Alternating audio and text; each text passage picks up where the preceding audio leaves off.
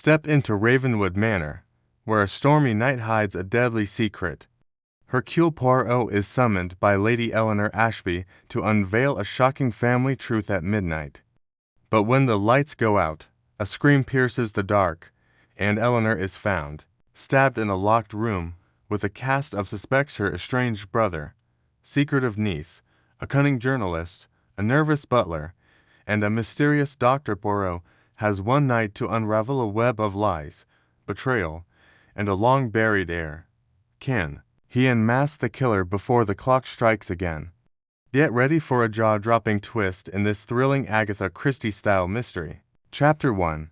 The Invitation to Ravenwood Manor. Hercule Poirot adjusted his impeccable silk tie, his sharp eyes gleaming with curiosity as he sat in the cozy, wood-paneled study of his London flat. The fire crackled softly, casting a warm glow over the polished mahogany desk where a single letter lay, its elegant handwriting beckoning him like a siren's call.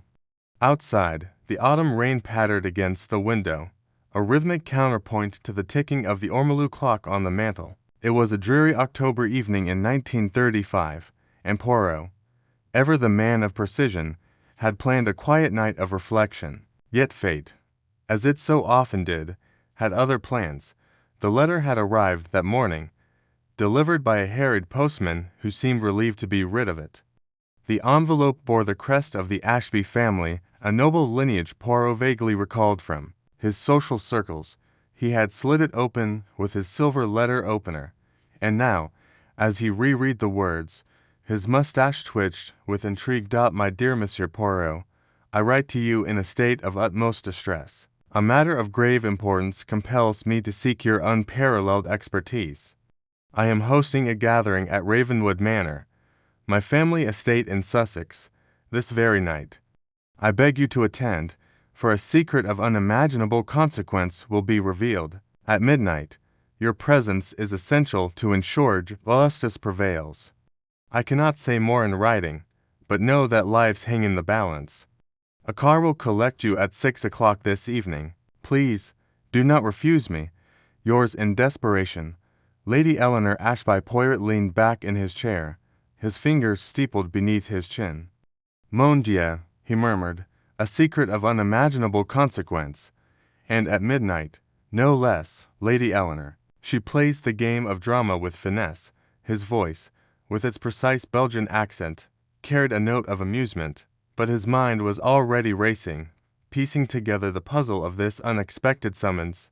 Captain Arthur Hastings, Poirot's loyal friend and confidant, lounged in an armchair across the room, a newspaper folded haphazardly in his lap. His boyish face, still handsome despite the encroaching lines of middle age, lit up with interest as he noticed Poirot's expression. "What's that, old chap? You look like a cat who's spotted a particularly fat canary." Poirot handed him the letter with a flourish. "Read, mon ami." It is not every day that Hercule Poirot is summoned with such urgency. Lady Eleanor Ashby demands my presence, and who am I to refuse a lady in distress? Hastings scanned the letter, his brow furrowing. Ravenwood Manor. Sounds like something out of a Gothic novel. And this secret business bit theatrical, don't you think? Do you know this Lady Eleanor? Poirot's eyes twinkled.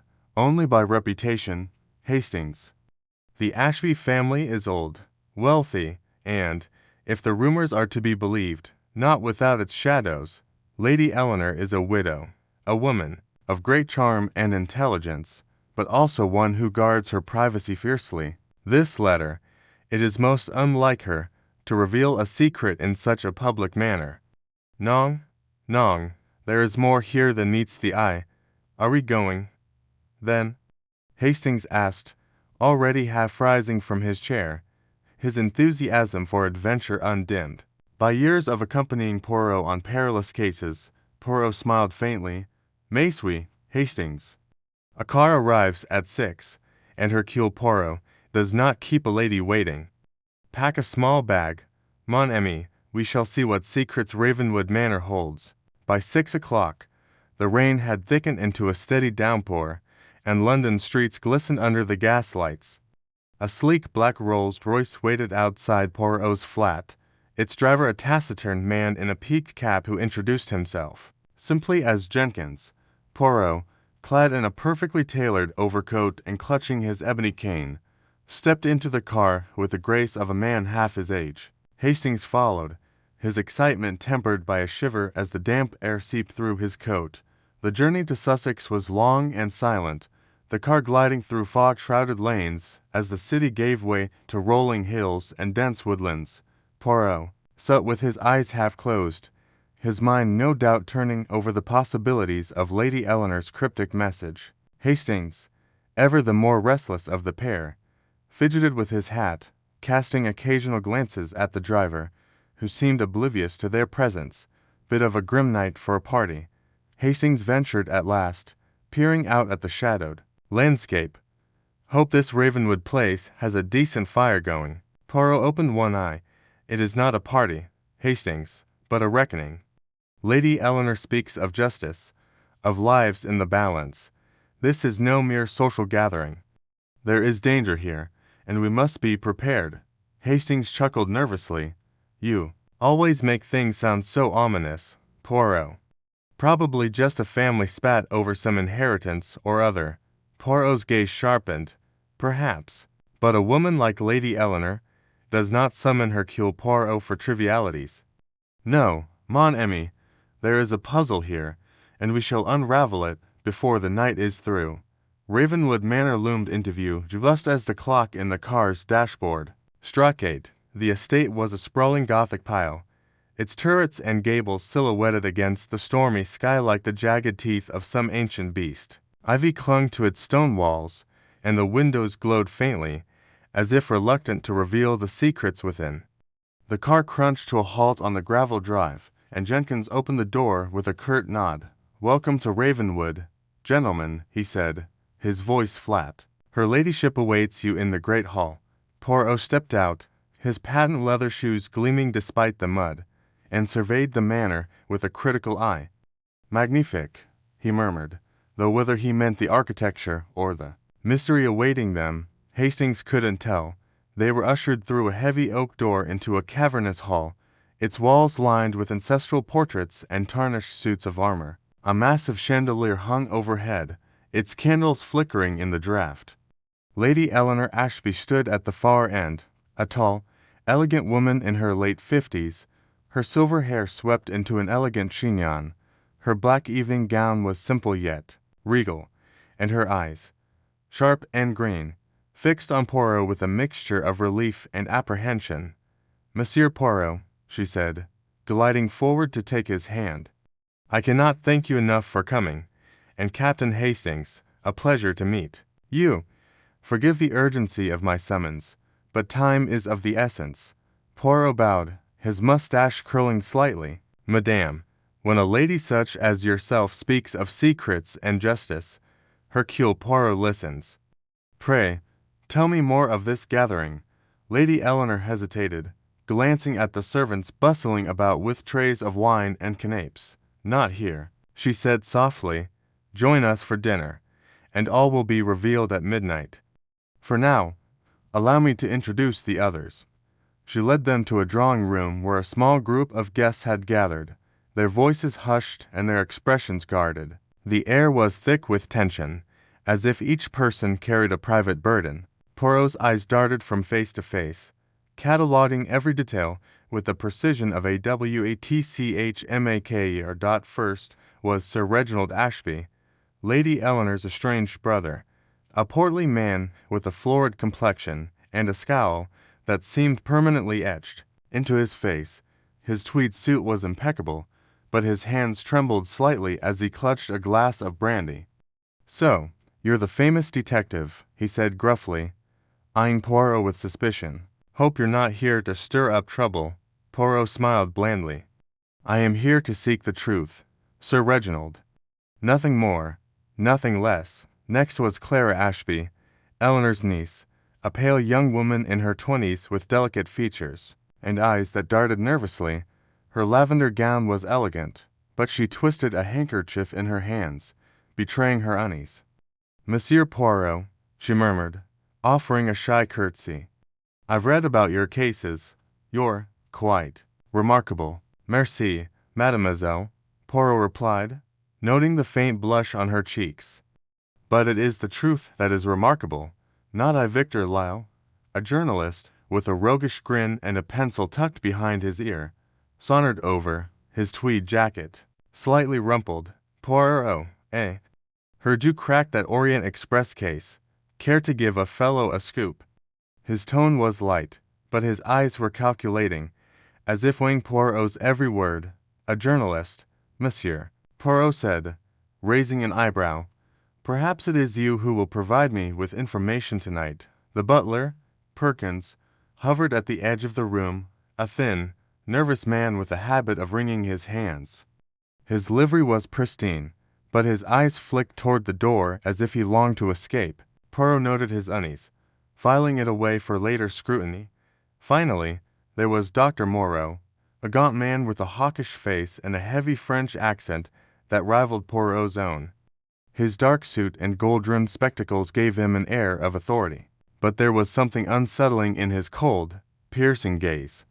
Monsieur Poirot, he said, his voice smooth as silk, I am a physician, here at Lady Eleanor's request. I trust you will find this evening enlightening.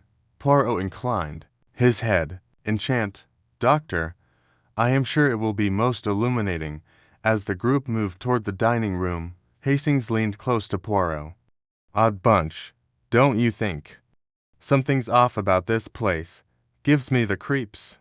Poirot's lips twitched. Patience. Hastings, the stage is set, and the players are in place. Now, we watch, we listen, and we wait for the curtain to rise. Dinner was a lavish affair, served in a dining room dominated by a long mahogany table and a roaring fire. Crystal glasses sparkled, and the aroma of roast pheasant filled the air.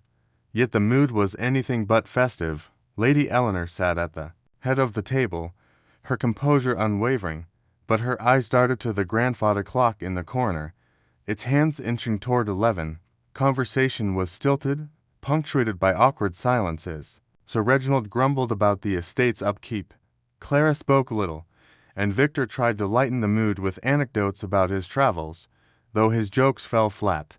Dr. Moreau ate sparingly, his gaze fixed on Eleanor, while Perkins moved, silently, refilling glasses with a trembling hand. Poirot, seated to Eleanor's right, observed every detail, the way Clara avoided her uncle's gaze, the faint smear of ink on Victor's cuff, the nervous tick in Perkins' jaw. He sipped his wine, his mind a whirl of hypotheses. What was this secret Eleanor intended to reveal? Why the urgency? And why had she chosen such a disparate group to witness it? As the dessert plates were cleared, Eleanor rose, her voice steady but laced with urgency. My friends, I thank you for joining me tonight. At midnight, in the drawing-room, I will reveal a truth that has been buried too long. It is a matter of great consequence, and I ask for your patience and discretion.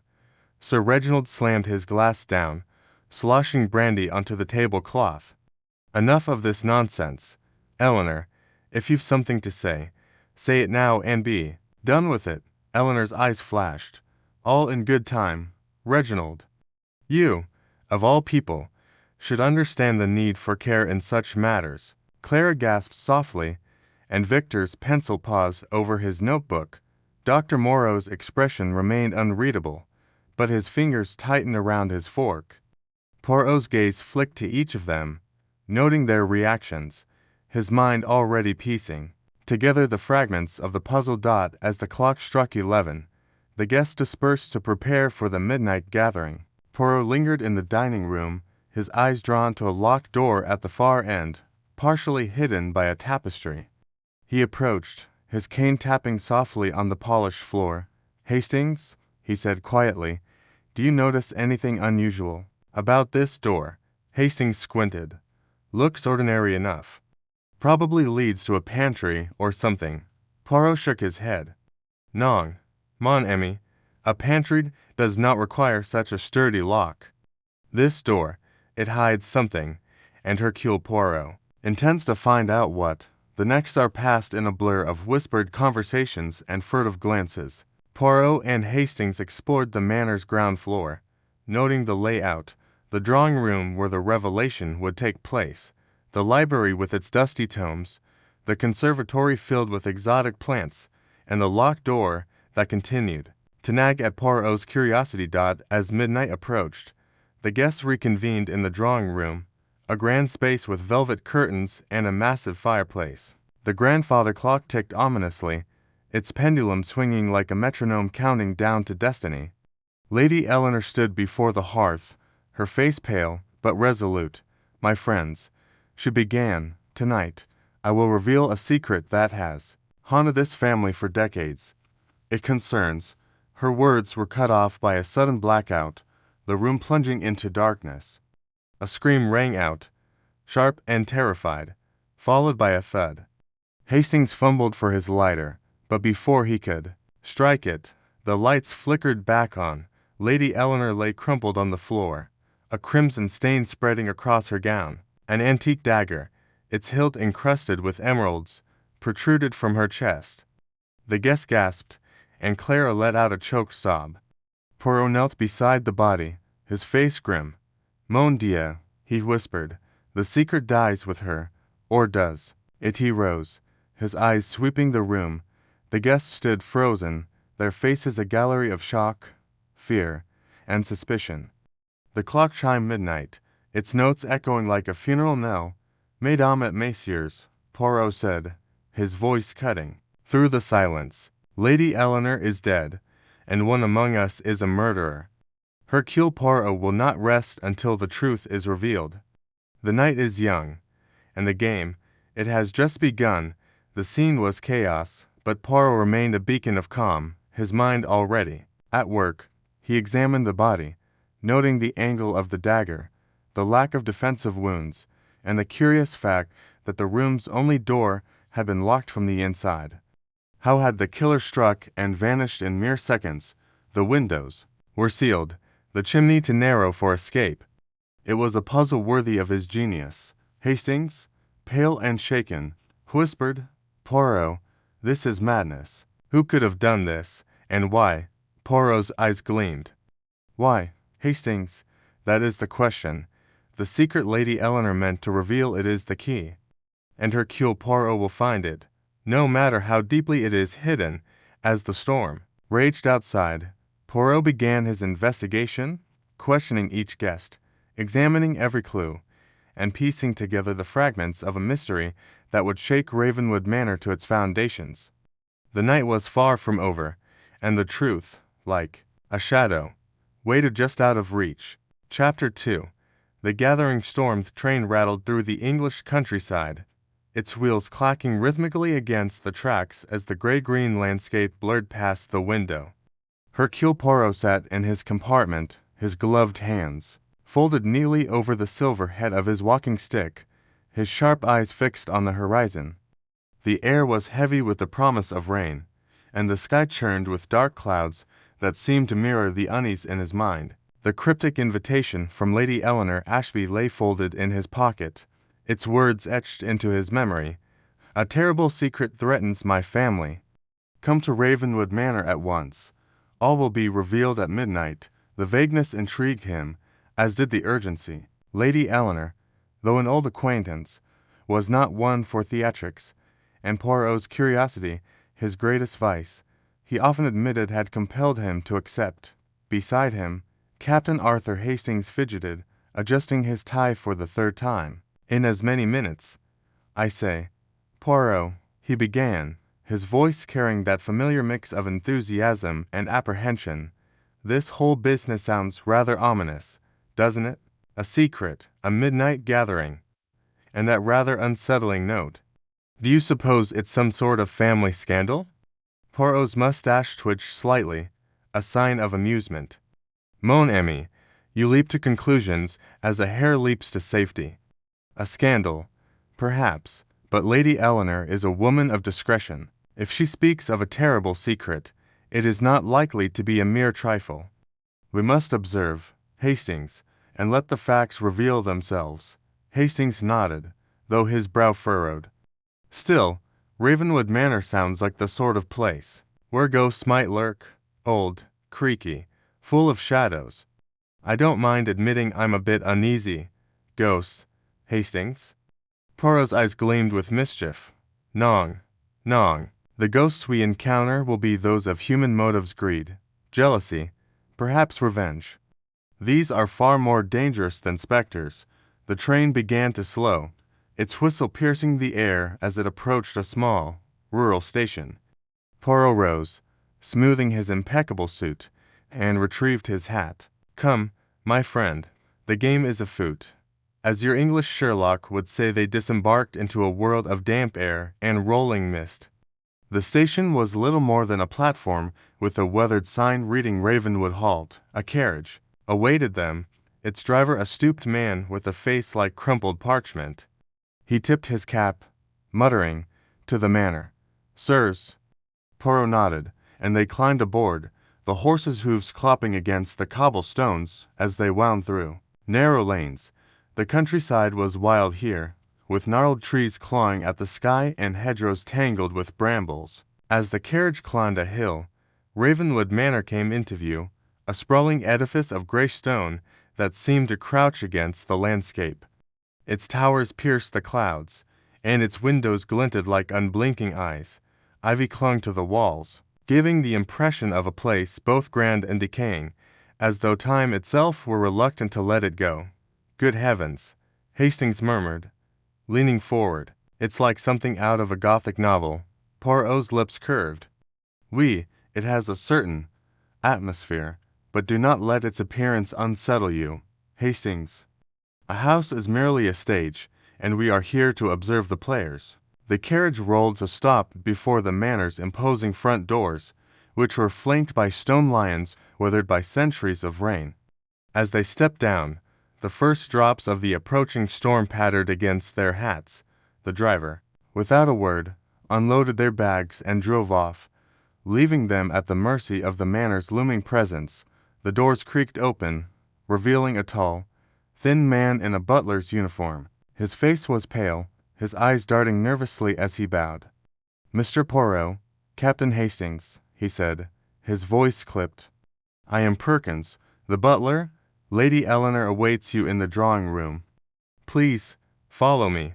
They stepped into a vast hall, its walls lined with portraits of stern-faced ancestors whose eyes seemed to follow their every move. A chandelier hung above, its crystals dulled by dust, and a grand staircase spiraled upward into shadow. The air smelled of old wood and wax polish, tinged with something less pleasant, perhaps the damp of an aging house. Perkins led them through a series of corridors, each lined with tapestries and faded rugs, until they reached a set of double doors. The drawing-room was a study in faded opulence. Heavy velvet curtains framed tall windows that rattled with the wind, and a fire crackled in a massive hearth, casting flickering shadows across the room. Lady Eleanor Ashby stood by the fireplace, her posture regal despite the lines of strain on her face. She was a woman of late middle age, her dark hair streaked with silver, her eyes sharp and intelligent. Her dress, a deep emerald green, shimmered in the firelight, but her hands betrayed her tension, twisting a lace handkerchief. Monsieur Poirot, she said, stepping forward with a smile that did not reach her eyes, and Captain Hastings, I am so grateful you've come. I fear I have brought you into a rather perilous situation. Poirot bowed, his manner as polished as ever. Lady Eleanor, it is always a pleasure to assist a friend. Your letter spoke of a secret, one of grave importance. Perhaps you might enlighten us. Her lips parted, but before she could speak, the doors opened again, and a man strode in. He was tall, broad-shouldered, with a face reddened by years of sun and perhaps too much brandy.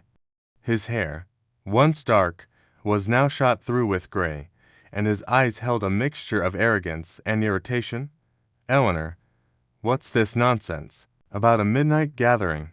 He demanded, barely glancing at Poirot and Hastings. I've better things to do than play parlor games. Sir Reginald, Eleanor said coolly, you were invited because this concerns you. May I present Monsieur Hercule Poirot and Captain Hastings? Sir Reginald Ashby, Eleanor's estranged brother, gave them a curt nod. Heard of you, Poirot. Some sort of detective, aren't you? Well, I hope you're not here to stir up trouble. On the contrary, Poirot replied smoothly, I am here to prevent it. If possible, Hastings, ever the diplomat, offered a smile. Pleased to meet you, Sir Reginald. Quite a fine house you have here. It's Eleanor's house, Sir Reginald snapped, his tone bitter. Not that she lets me forget it. Before the tension could escalate further, a young woman entered, her steps light but hesitant. She was in her early 20s, with delicate features and auburn hair pinned loosely at her nape. Her eyes, a striking green, darted nervously between the occupants of the room. Aunt Eleanor, she said softly, is everything all right? Clara, my dear, Eleanor said, her voice softening. This is my niece, Clara Ashby. Clara, meet Monsieur Poirot and Captain Hastings. Clara offered a shy smile, but Poirot noted the way her hands clasped tightly together, as though anchoring herself against some unseen storm. A pleasure, she murmured, her voice barely audible over the growing howl of the wind outside. The doors opened once more, admitting two new figures. The first was a man in his 30s, with a charming smile and a journalist's notebook tucked under his arm. His blond hair was slightly tousled, and his eyes sparkled with curiosity. Victor Lyle, he announced, bowing with a flourish. Journalist for the Clarion. Lady Eleanor was kind enough to invite me too. Whatever this is, his tone was light, but Poirot caught the keen interest in his gaze, as though he sensed a story. The final guest was a man of indeterminate age, his face gaunt and his eyes shadowed. He wore a dark suit, and his movements were deliberate, almost predatory. Dr. Moreau, he said simply, his voice low and accented French, perhaps, or something more exotic. I am a colleague of Lady Eleanor's.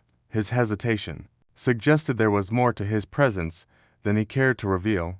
Poirot's eyes flicked from one guest to another, cataloguing their expressions, their postures, their tells. Sir Reginald's bluster hid unease. Clara's timidity masked something deeper. Victor's charm was a veneer over ambition. Dr. Moreau's reserve suggested secrets.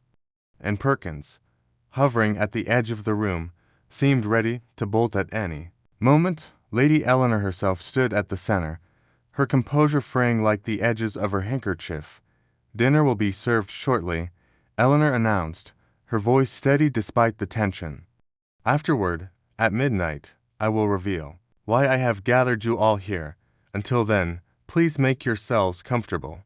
The group dispersed, some to the library, others to explore the manor's shadowy halls. Poirot and Hastings lingered, the detective's gaze fixed on the fireplace, where the flames danced like restless spirits. What do you make of it, Poirot? Hastings asked, lowering his voice. There's something off about this lot. Sir Reginald's got a temper, Clara's jumpy as a cat, and that Dr. Moreau, well, he gives me the creeps. Poirot's fingers tapped lightly on his walking stick. You observe much, Hastings, but you do not see. Each of these people carries a burden, a secret, perhaps, or a fear. Lady Eleanor's terrible secret is the key, but it is not the only lock we must open. Come, let us join them for dinner. The table is often where masks slip. Dinner was served in a cavernous dining room, its long oak table set with silver and crystal that gleamed in the candle light. The storm had fully arrived, rain lashing the windows and thunder rumbling in the distance. The guests sat in uneasy silence, broken only by the clink of cutlery and Perkins' soft footsteps as he served the soup. Poirot, seated beside Clara, engaged her in light conversation. Mademoiselle, you seem familiar with the manor. Have you lived here long? Clara's spoon paused midway to her mouth.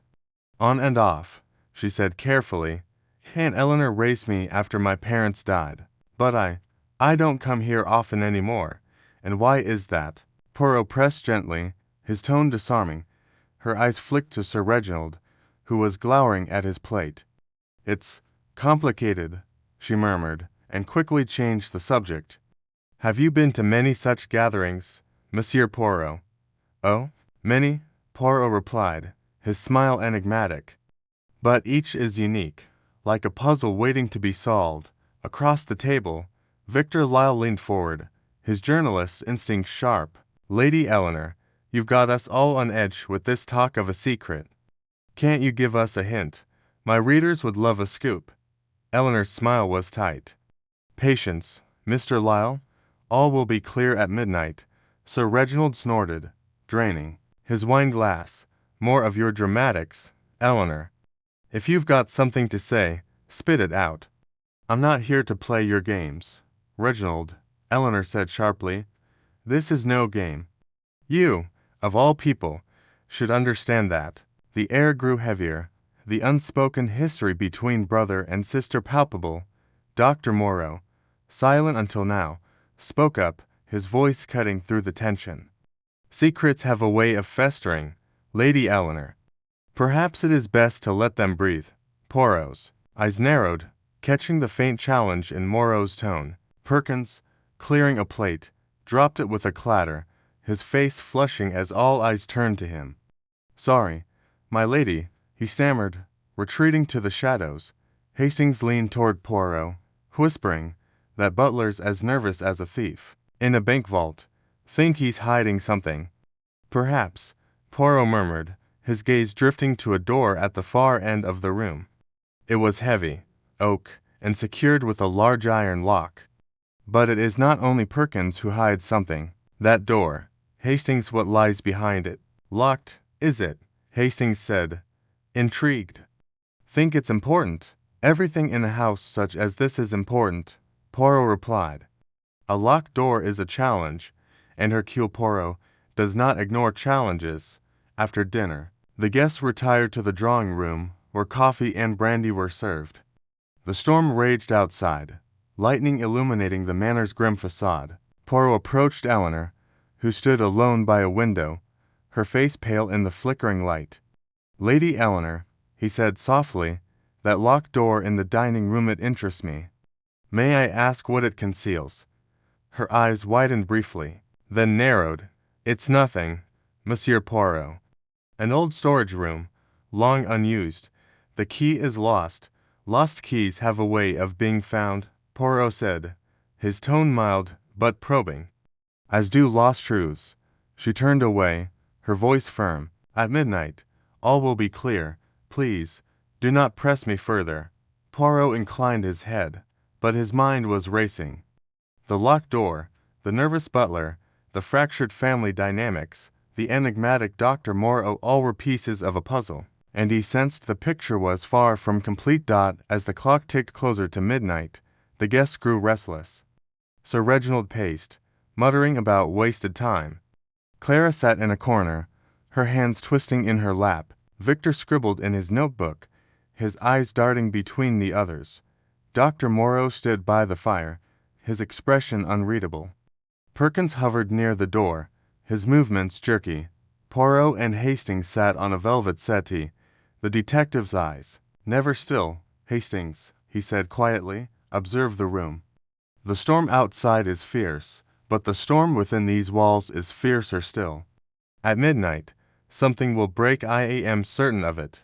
Hastings nodded, his unease growing. I don't like it, Poirot. There's a bad feeling about this place. Like something's waiting to happen. Oui, mon ami, Poirot said, his voice low. And when it does, Hercule Poirot will be ready. The clock on the mantel began to chime, its deep tones echoing through the room. 1, 2, 3. The guests fell silent, their eyes turning to Lady Eleanor. She rose, her face resolute, and stepped to the center of the room. My friends, she began, her voice trembling slightly, I have gathered you here to reveal a truth that has been hidden for too long. A truth that the chimes continued. Relentless. 7, 8, 9. The wind howled, rattling the windows. 10, 11. And then, with the final chime, the lights went out, plunging the room into darkness. Chapter 3.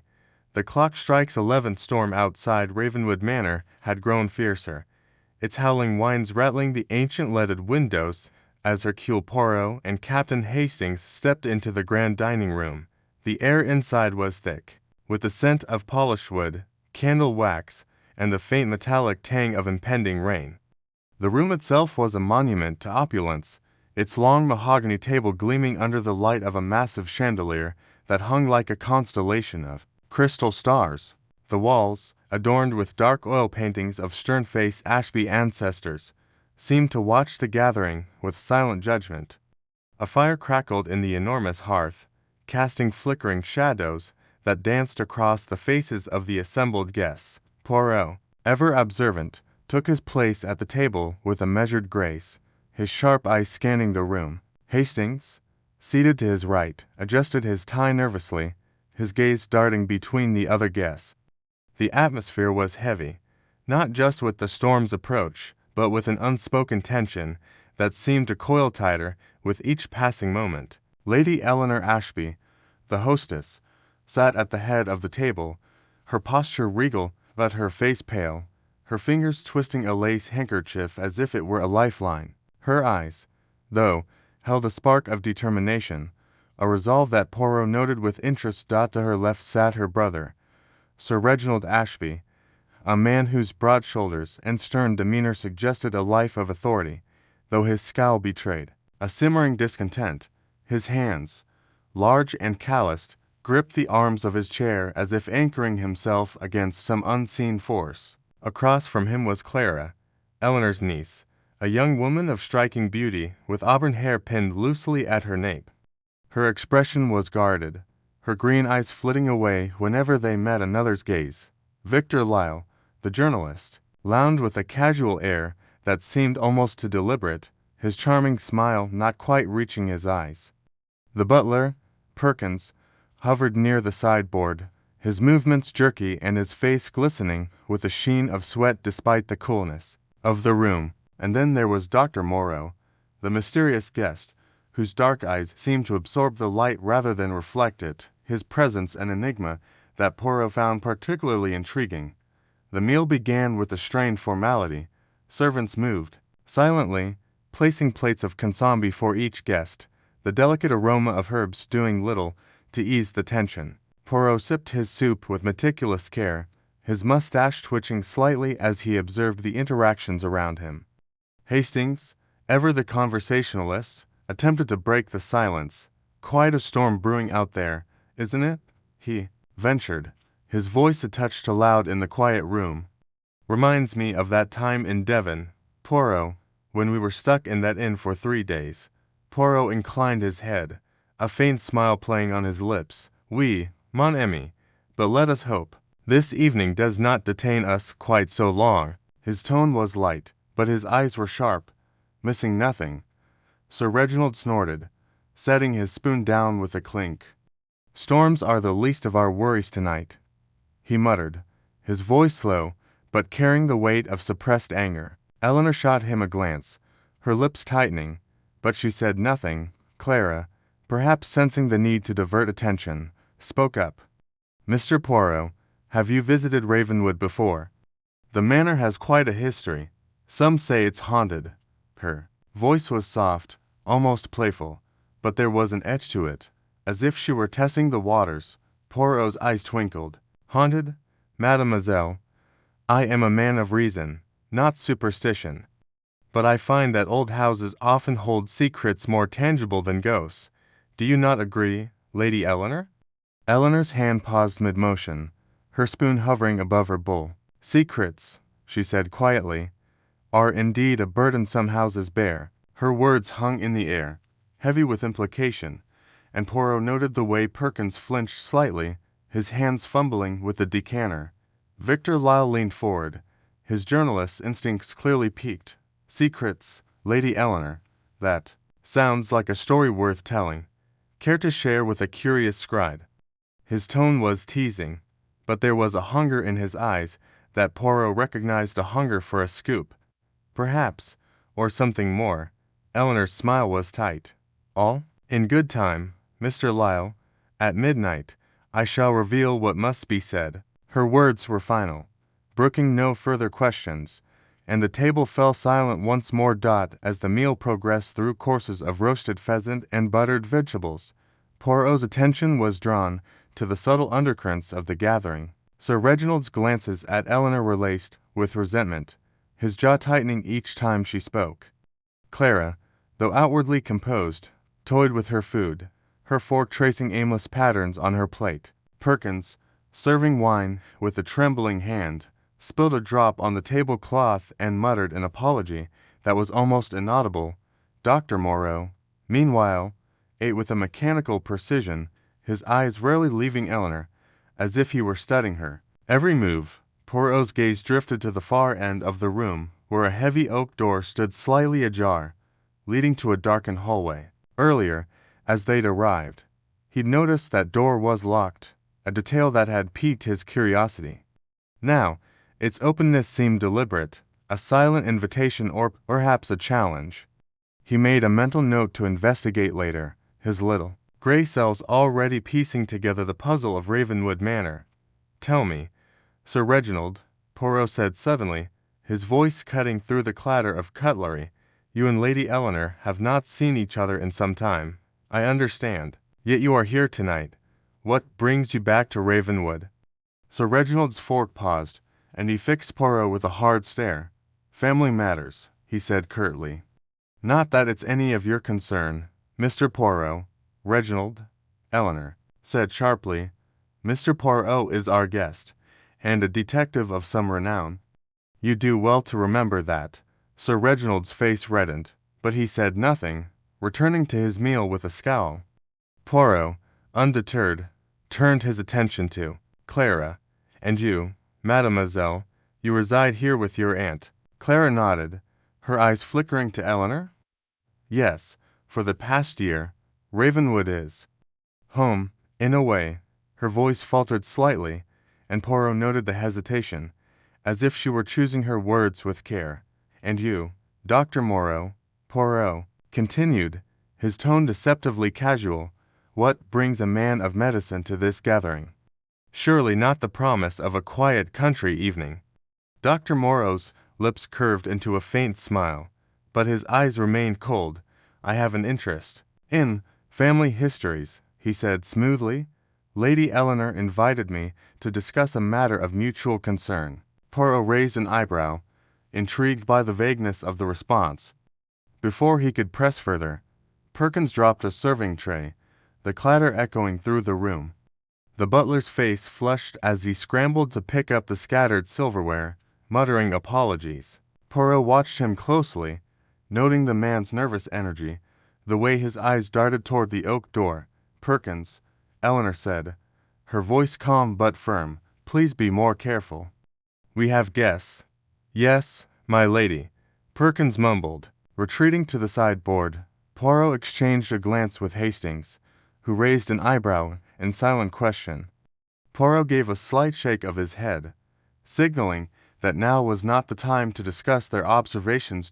As dessert was served, a delicate lemon tart that Poirot savored with appreciation, the conversation turned to lighter topics, though the undercurrent of tension remained. Victor Lau regaled the table with tales of his travels, his charm disarming but calculated. Clara laughed at one of his anecdotes, but her laughter sounded forced, and Poirot noticed her glance at the grandfather clock in the corner, its hands inching toward 11. The clock itself was a magnificent piece, its mahogany case intricately carved with vines and roses. Its steady tick was a constant presence, a reminder of the midnight revelation Eleanor had promised. Poirot's eyes lingered on it, noting the way its pendulum swung with a hypnotic rhythm. There was something about it, something that tugged at the edge of his consciousness, but he could not yet place it. As the meal drew to a close, Eleanor rose, her presence commanding attention. "My friends," she said, her voice steady despite the pallor of her cheeks, "I thank you for joining me tonight. At midnight, we shall gather in the drawing room, and I will share the truth that has brought us here. Until then, please make yourselves comfortable." The guests murmured their assent, though the air grew heavier with anticipation. Poirot stood, smoothing his mustache, his mind already racing with possibilities. The locked door, Perkins' nervousness, Clara's evasiveness, Sir Reginald's anger, Dr. Moreau's cryptic presence each was a thread in the tapestry of this mystery, and Poirot was determined to unravel it. As the group dispersed, Hastings leaned close to Poirot. "What do you make of it, old chap? There's something off about this lot, isn't there?" Poirot nodded, his eyes narrowing. "Oui, mon ami. There is a storm within these walls, as fierce as the one without, and I suspect that before this night is over, we shall see its full force." They moved toward the drawing-room, where coffee and brandy were to be served, but Poirot's attention was drawn once more to the oak door. It was closed again, its lock gleaming in the firelight. He resolved to find a way to explore it, sensing that it held a key perhaps literally to the secrets of Ravenwood Manor. The clock struck 11, its chimes resonating through the house like a warning. 1 hour remained until Eleanor's revelation, and Poirot knew that time was running out to uncover the truth before it was silenced forever.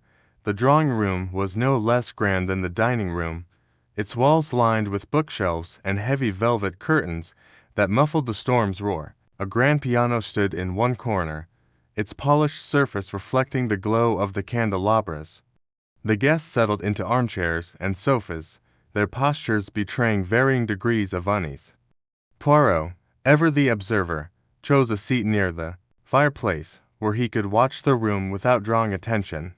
Hastings, sipping a brandy, leaned toward him. "Poirot, I don't like this. There's something wrong here.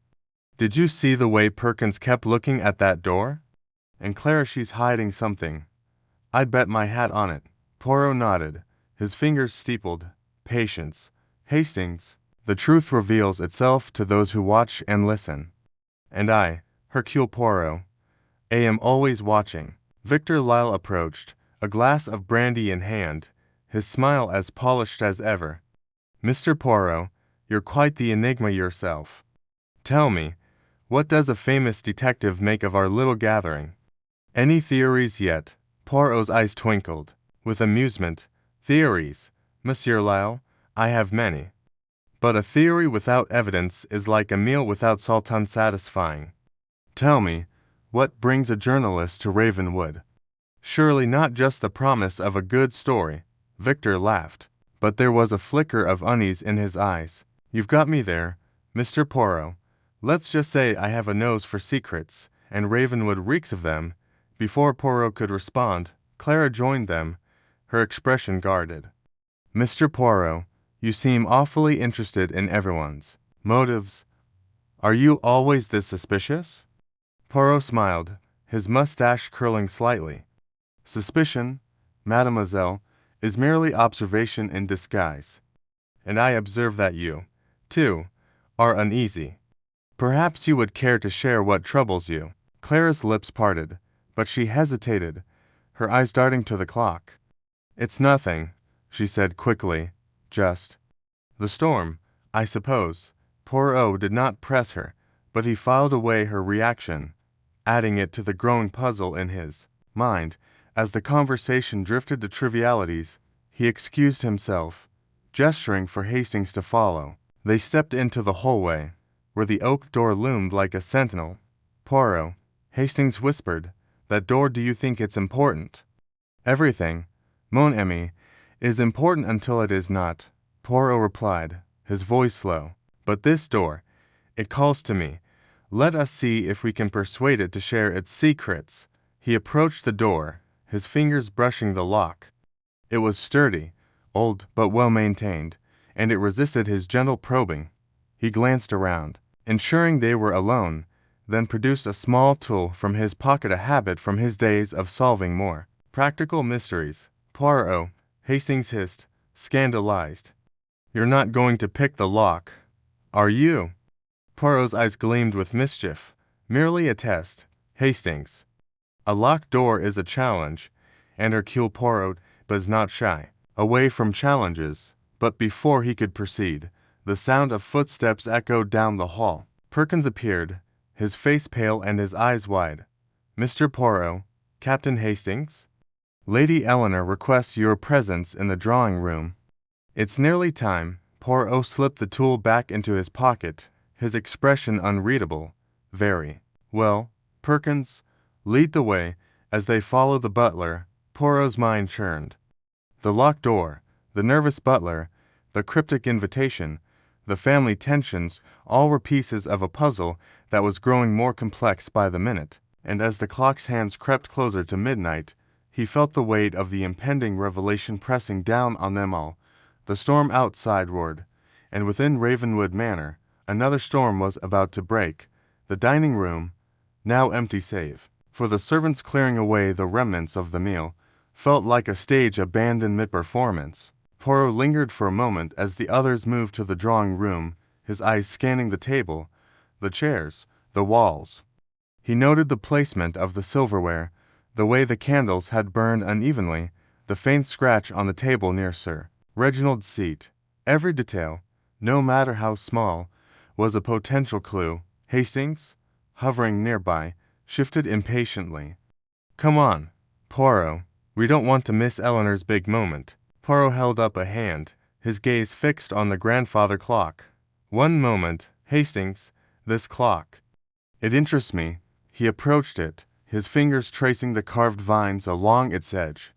The clock's face was ornate, its Roman numerals gilded, but there was something off about it. The hands read 11:15, but the chime had rung 11 only moments ago. He leaned closer, his eyes narrowing. The pendulum swung steadily, but there was a faint irregularity in its rhythm, a hitch that most would overlook. "Hastings," he said, softly, "do you hear it? The tick. It is not quite right." Hastings frowned, straining to listen. "Sounds like a clock to me, Poirot. What's wrong with it?" Poirot did not answer immediately. He opened the clock's glass door, peering at the mechanism within. His fingers brushed the pendulum, and he noticed a slight resistance, as if something were obstructing its movement. But before he could investigate further, Perkins reappeared, his voice urgent. "Mr. Poirot, please. Lady Eleanor insists." Poirot closed the clock door, his expression thoughtful. "Very well, Perkins. We come." As they rejoined the others in the drawing room, Poirot's mind was a whirlwind of observations. The locked door, the clock, Perkins' nervousness, Clara's evasiveness, Sir Reginald's anger, Dr. Moreau's secrecy, Victor's curiosity, each was a thread, and Poirot was determined to weave them into a coherent pattern. The clock struck 11:30, its chimes echoing through the manor like a countdown to destiny. The guests gathered, their faces a mix of anticipation and dread. Eleanor stood by the fireplace, her hands clasped tightly, her eyes scanning the room as if searching for courage. Poirot took his seat, his posture relaxed, but his mind razor-sharp. He knew that the next half-hour would be critical, that the truth Eleanor promised was a spark that could ignite the tensions simmering beneath the surface. And as the storm raged outside, Hercule Poirot prepared to face whatever secrets Ravenwood Manor held, ready to unmask the truth with his little gray cells. The clock ticked on, each second bringing them closer to midnight and to the revelation that would change everything. The drawing room was a study in contrasts, the warmth of the fire against the chill of the storm, the elegance of the furnishings against the raw tension of the guests. Poirot sat near the edge of the group, his position allowing him to observe everyone without being conspicuous. Hastings, beside him, fidgeted with his watch, clearly impatient for the midnight hour. Eleanor stood, her presence commanding despite her evident strain. "My friends," she began, her voice steady but tinged with emotion, "tonight is not just a gathering, it is a reckoning. For too long, secrets have festered in this house, poisoning us all. At midnight, I will reveal a truth that will set us free or destroy us." Her words sent a ripple through the room. Sir Reginald's face darkened, his fists clenching. Clara's eyes widened, and she gripped the arm of her chair. Victor leaned forward, his pen poised over a small notebook, his journalist's instincts in overdrive. Dr. Moreau remained impassive, but his fingers tightened around his glass. Perkins, standing by the door, looked as if he might bolt at any moment. Poirot's eyes flicked to the clock. 11:45, 15 minutes remained. He leaned toward Hastings, his voice barely a whisper. "Observe, mon ami, The truth is in their faces, their hands, their eyes. Watch, and we shall see who fears this revelation most." Hastings nodded, though his expression was skeptical. "I don't know, Poirot. They all look guilty to me."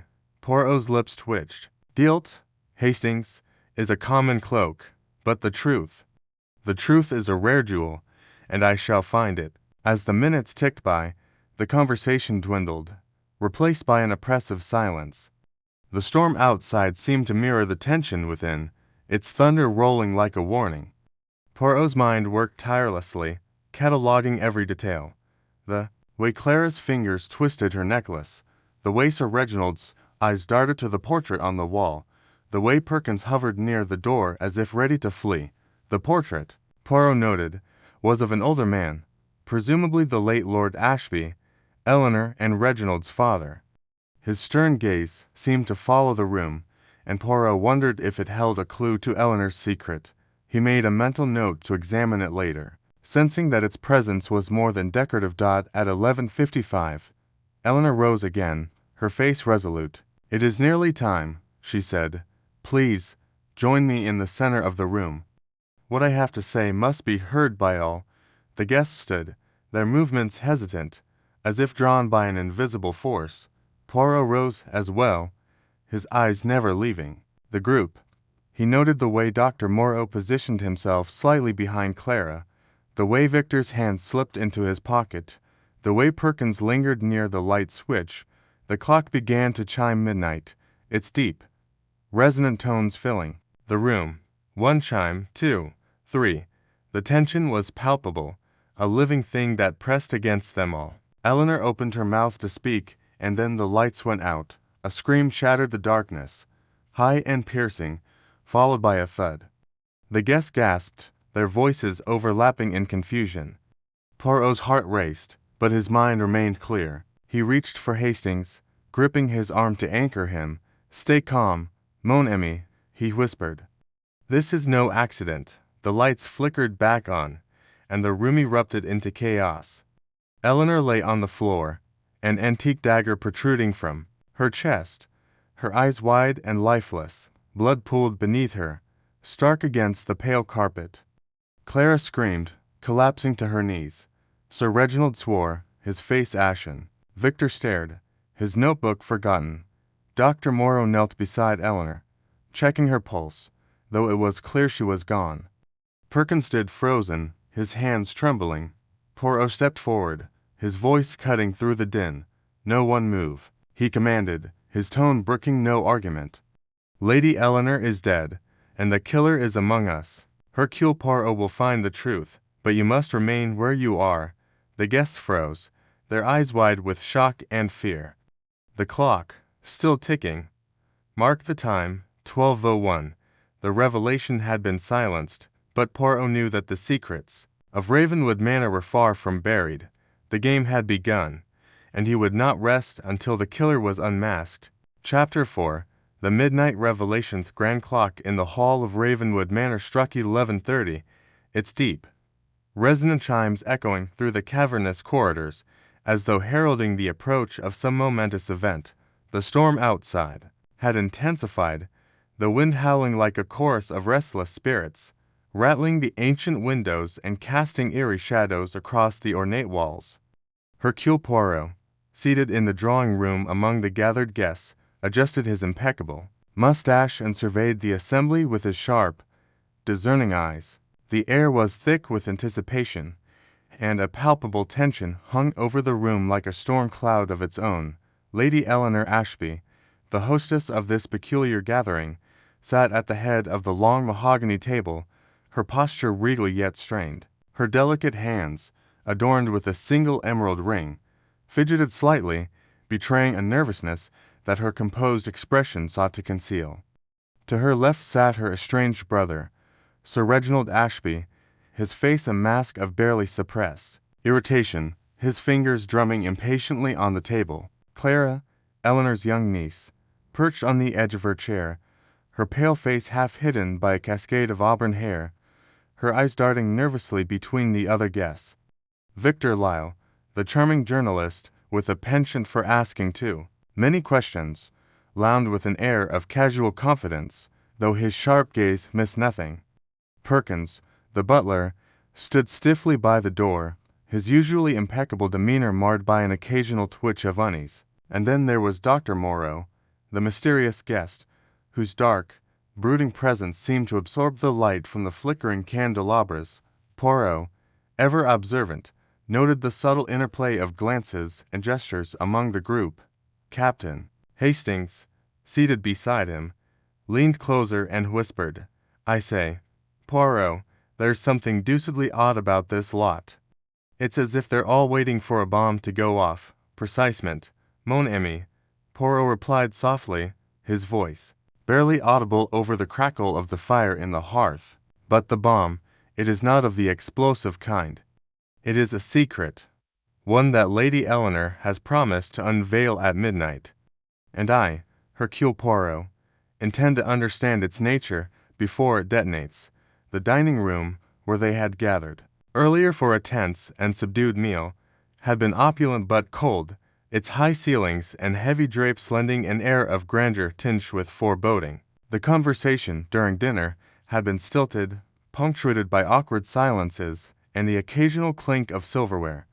Eleanor had deflected questions about her promised revelation, her responses vague yet laden with an urgency that set everyone on edge. Now, as the clock ticked closer to midnight, the group had moved to the drawing room, a smaller but no less imposing space, its walls lined with dark wood paneling and portraits of long-dead Ashbys staring down with stern disapproval.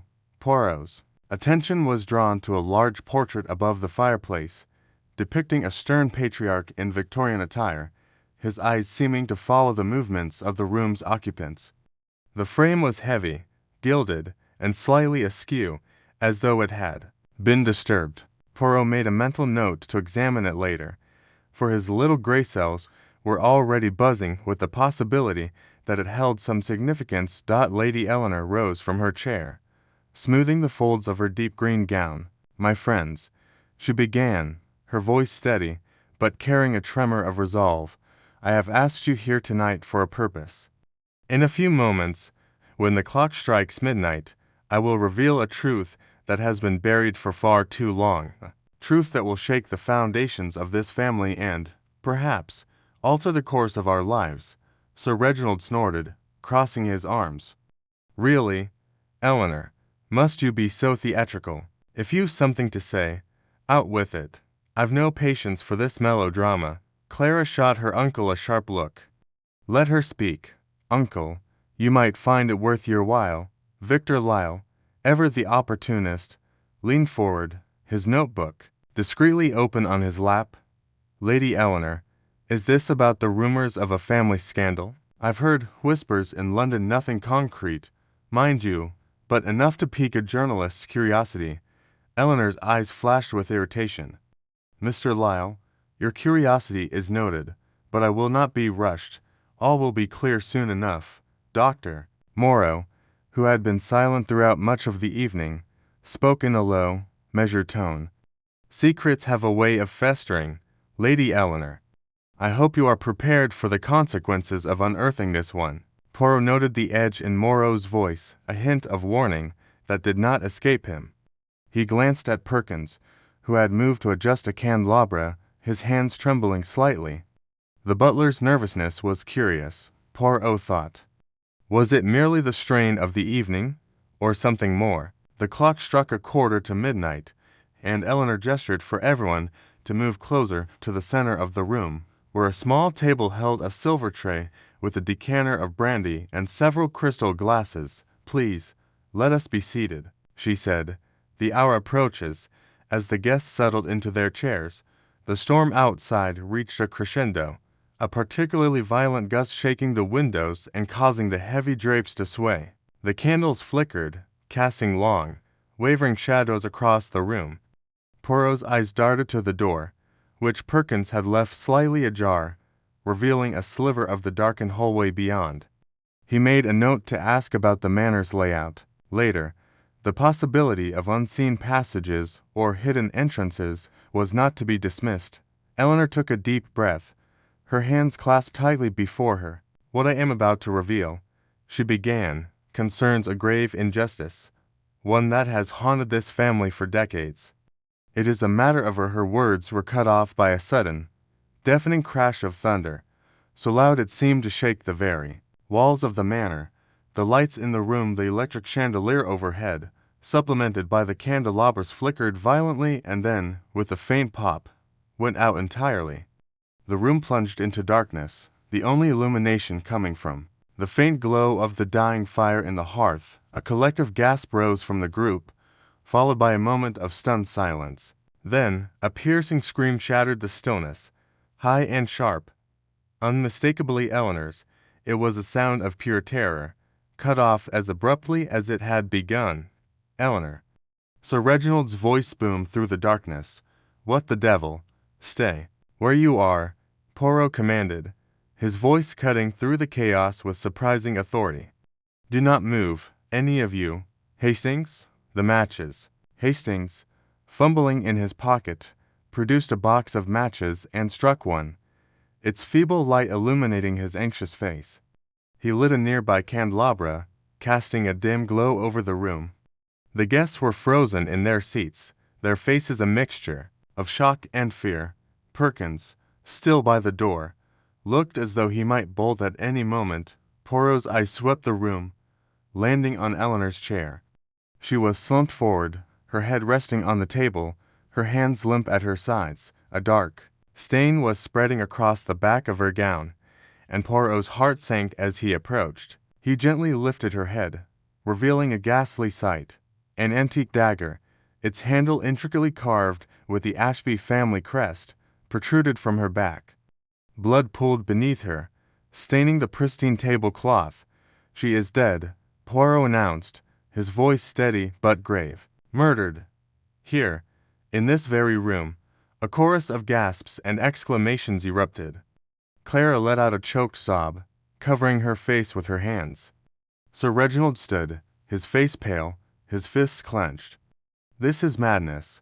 Who could have done this? Victor Lyle, his notebook forgotten, stared at the scene in horror. The lights. It happened when the lights went out. Someone took advantage of the darkness. Dr. Morrow remained seated, his expression unreadable, though his dark eyes gleamed in the candle light. A bold move, he murmured, almost to himself. And a precise one. Perkins, trembling visibly now, stammered, I was by the door. Sir, I didn't see anything. I swear. Poirot held up a hand for silence. Calm yourselves, Ms. Amos. Panic will not serve us now. We are in the presence of a crime most foul, and I, Hercule Poirot, will uncover the truth. But first, we must secure the scene. Hastings, check the door and windows. Ensure no one leaves this room. Hastings nodded, moving quickly to the door, which he found still ajar. He stepped into the hallway, striking another match to check for any signs of an intruder, but returned moments later, shaking his head. The door's intact, Poirot. The windows are locked from the inside. No one could have come or gone. Poirot nodded, his mind already racing. The room was sealed, yet a murder had occurred in the brief moment of darkness. The dagger, he noted, was part of the manor's collection, displayed on a wall in the dining room earlier that evening. Its removal suggested premeditation, but how had the killer struck so swiftly and silently? He turned to the guests, his gaze piercing. No one is to leave this manor until I have answers. Each of you was present when the lights went out. Each of you had the opportunity. I will question you all, and I will find the truth. For now, we must move Lady Eleanor's body to a safe place, and this room must be preserved exactly as it is. Sir Reginald, his voice shaking with a mix of anger and grief, protested, This is outrageous. You can't possibly suspect us all.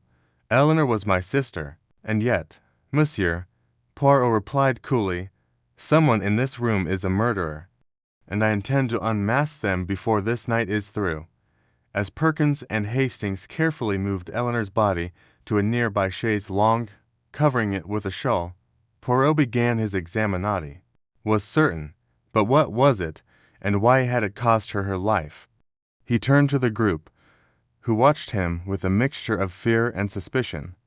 "Mesdames et messieurs," he said, his voice calm but commanding, "this is no ordinary crime. The killer is among us, and they are clever. But they are not as clever as Hercule Poirot. We will reconvene in 1 hour, after I have examined this room further. Until then, remain in the library under Hastings' supervision. No one is to wander." Alone, as the guests filed out, their footsteps echoing in the silent manner, Poirot knelt beside the table, his fingers tracing the edge of the blood-stained cloth. His eyes narrowed as he noticed a faint smudge on the floor, barely visible in the candlelight, a mark that did not belong. A smile flickered across his lips. The game, as he often called it, had begun. The drawing room, now empty save for Poirot, and the lingering presence of death, seemed to pulse with secrets. The portrait above the fireplace stared down at him, its subject's eyes seeming to challenge him to uncover the truth. Poirot straightened, adjusting his lapels. "Monview," he murmured to the absent Hastings, "the night is young, and the mystery is deep, but fear not, Hercule Poirot will bring light to this darkness." He moved to the door, pausing to glance back at the scene. The dagger, the clock, the smudge on the floor, these were the threads of the tapestry he would weave, and somewhere within them lay the truth about Eleanor's secret and the identity of her killer. The storm showed no signs of abating as Poirot began his meticulous examination of the drawing room. The windows, as Hastings had confirmed, were securely locked, their heavy latches showing no signs of tampering. The door to the hallway was the only entrance, and it had been under Perkins' watch or 070 system. "You have reached the maximum response length. To continue generating the full approximately 10,000 word chapter or for further assistance, please confirm or provide additional details." Chapter 5. The locked room. Mr. Ryther in Ravenwood Manor hung heavy with the acrid scent of fear and suspicion, the kind that clung to the walls like damp moss after a storm. Hercule Poirot stood in the center of the drawing room, his small, meticulous frame a stark contrast to the chaos that had erupted only moments before. The chandelier above flickered, casting jagged shadows across the faces of the gathered guests, each one pale, each one a potential liar. Lady Eleanor Ashby lay dead on the Persian rug, her silk gown stained crimson where an antique dagger had found its mark in her heart. The room, locked from the inside, presented a puzzle that would challenge even the sharpest of minds. But Poirot, with his little gray cells, was no ordinary mind. Captain Hastings hovered near the door, his face a mixture of shock and bewilderment. "Poirot," he whispered, his voice barely audible over the distant rumble of thunder. "How could anyone have done this? The door was locked, the windows bolted. It's impossible." Poirot's mustache twitched, a subtle sign of his mind at work. "Impossible, mon ami. Non, non. Nothing is impossible when one understands the human heart. A locked room is but a stage, and the murderer, a clever actor. We must find the script they follow." He turned, his sharp eyes scanning the room, taking in every detail: the overturned chair, the half-empty wine glass on the mantel, the faint smudge of ash near the hearth. The other guests stood frozen, as if afraid to move lest they draw Poirot's scrutiny. Sir Reginald, Lady Eleanor's estranged brother, clutched a brandy glass, his knuckles white. Clara, the young niece, stood by the window, her delicate hands twisting a handkerchief into knots. Victor Lyle, the journalist with a too charming smile, leaned against the wall, his eyes darting nervously. Perkins, the butler, hovered near the doorway, his face a mask of professional calm that did little to hide his trembling hands. And Dr. Moreau, the mysterious guest with a French accent and a guarded demeanor, stood apart, his dark eyes unreadable. Poirot knelt beside Eleanor's body, his movements precise, almost reverent. The dagger, an ornate piece with a carved ivory handle, was embedded deep in her chest. He noted the angle, the force required, the lack of defensive wounds on her hands. "This was no act of passion," he murmured. This was calculated. The killer knew exactly where to strike. Hastings, ever the loyal companion, peered over Poirot's shoulder. But how did they get out? The key was in Eleanor's pocket, and the door was locked from the inside. The windows are too high, and there's no secret passage, I checked. Poirot rose, brushing a speck of dust from his impeccable suit. Patience. Hastings. A locked room is not a fortress, it is a riddle. And every riddle has an answer. If one looks closely enough. He turned to the guests, his voice calm but commanding. Mesdames et messieurs, no one leaves this house until we have uncovered the truth. The murderer is among us, and I, Hercule Poirot, will find them. A murmur rippled through the group, a mix of indignation and fear. Sir Reginald stepped forward, his face flushed with anger. This is preposterous. You can't accuse us all. I was in the library, as I told you, reading. I heard nothing until the scream. Clara's voice was soft, almost a whisper. I was in my room, uncle. I swear it. I didn't even know Aunt Eleanor was planning this revelation. Victor Lyle lit a cigarette, the match flaring briefly in the dim light. I was outside, having a smoke. The storm was picking up, and I didn't hear a thing until I came back in and found this. He gestured vaguely toward Eleanor's body, avoiding her lifeless eyes. Perkins cleared his throat, his voice unsteady. I was in the kitchen, sir, preparing the coffee tray. I came as soon as I heard the scream, but the door was locked. I had to fetch the spare key from the butler's pantry.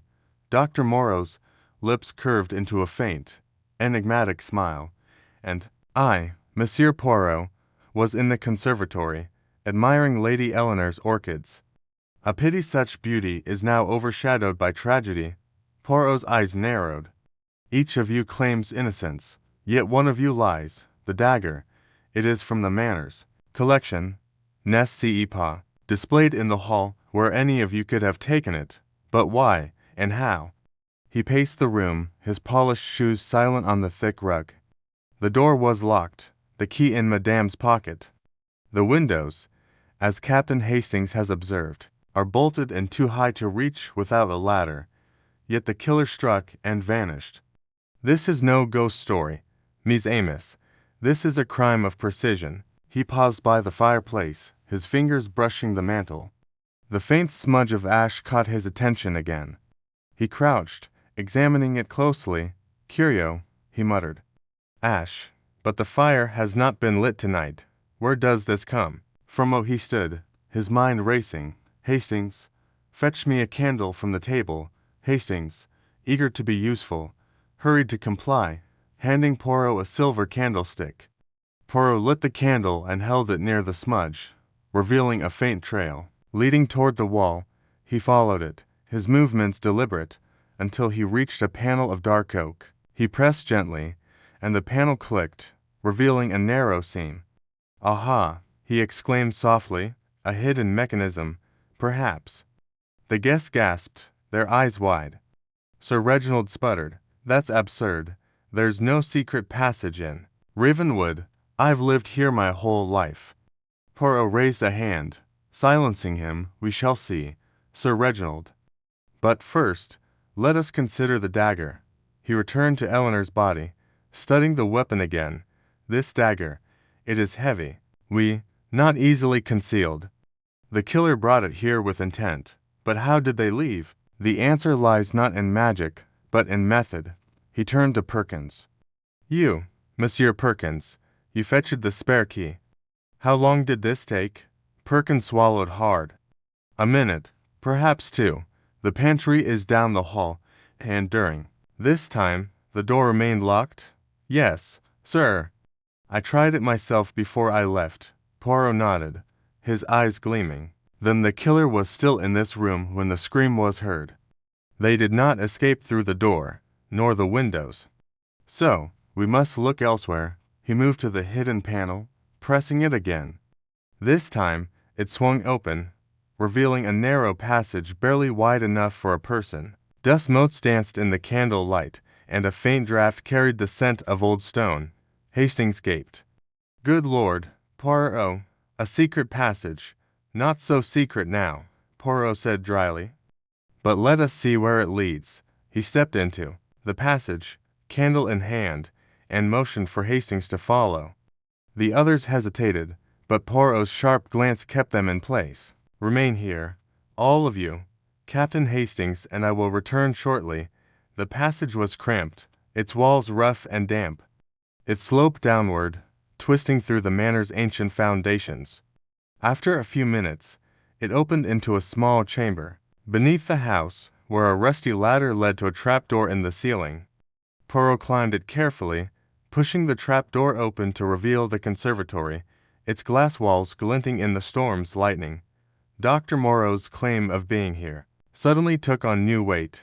Poirot, Hastings whispered, "This changes everything. The killer could have slipped through here after the murder." "Perhaps," Poirot said, closing the trapdoor. "But we must not leap to conclusions. The passage is narrow, the ladder old. The killer would need agility and knowledge of this house, and the timing 5 minutes from the scream to the lights returning suggests a plan executed with precision." They returned to the drawing room, where the guests waited in tense silence. Poirot's reappearance, candle still burning, seemed to unnerve them further. "The passage leads to the conservatory," he announced. "Dr. Moreau, you were there. Nong, did you see anyone emerge?" Moreau shook his head, his expression unreadable. "No, Monsieur Poirot, I was alone, as I said." Poirot's smile was thin. "We shall see. Now, let us examine the room itself. The dagger, the ash, the locked door, these are pieces of a puzzle. But there is one piece missing, the motive. Why was Lady Eleanor killed before she could reveal her secret? What was so terrible that it demanded her silence?" He moved to the overturned chair, noting its position near the window. "This chair," he said, "it was not knocked over in a struggle. It was placed here deliberately, perhaps to stage the scene, and the wine glass only one is half empty. Did Eleanor drink alone, or did someone share her final moments?" Clara's voice trembled. She always drank a glass of wine before bed. It was her habit, but habits can be exploited, Poirot said. He lifted the glass, sniffing it carefully.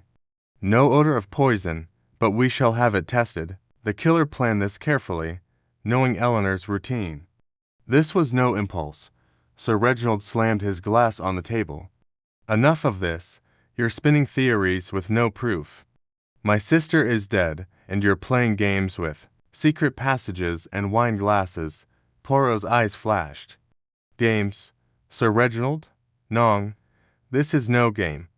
A woman is dead, and the truth will not be buried with her. You, monsieur, have much to explain your anger toward your sister, your presence in the library so conveniently far from this room.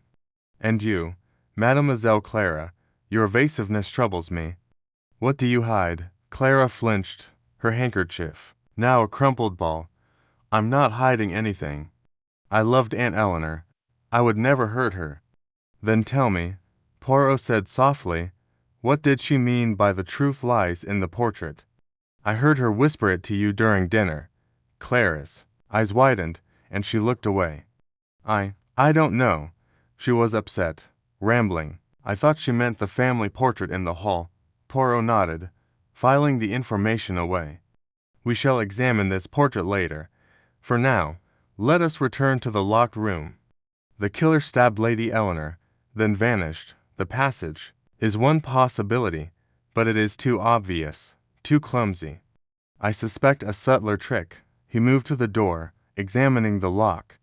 It was an old, heavy mechanism, the kind found in grand estates.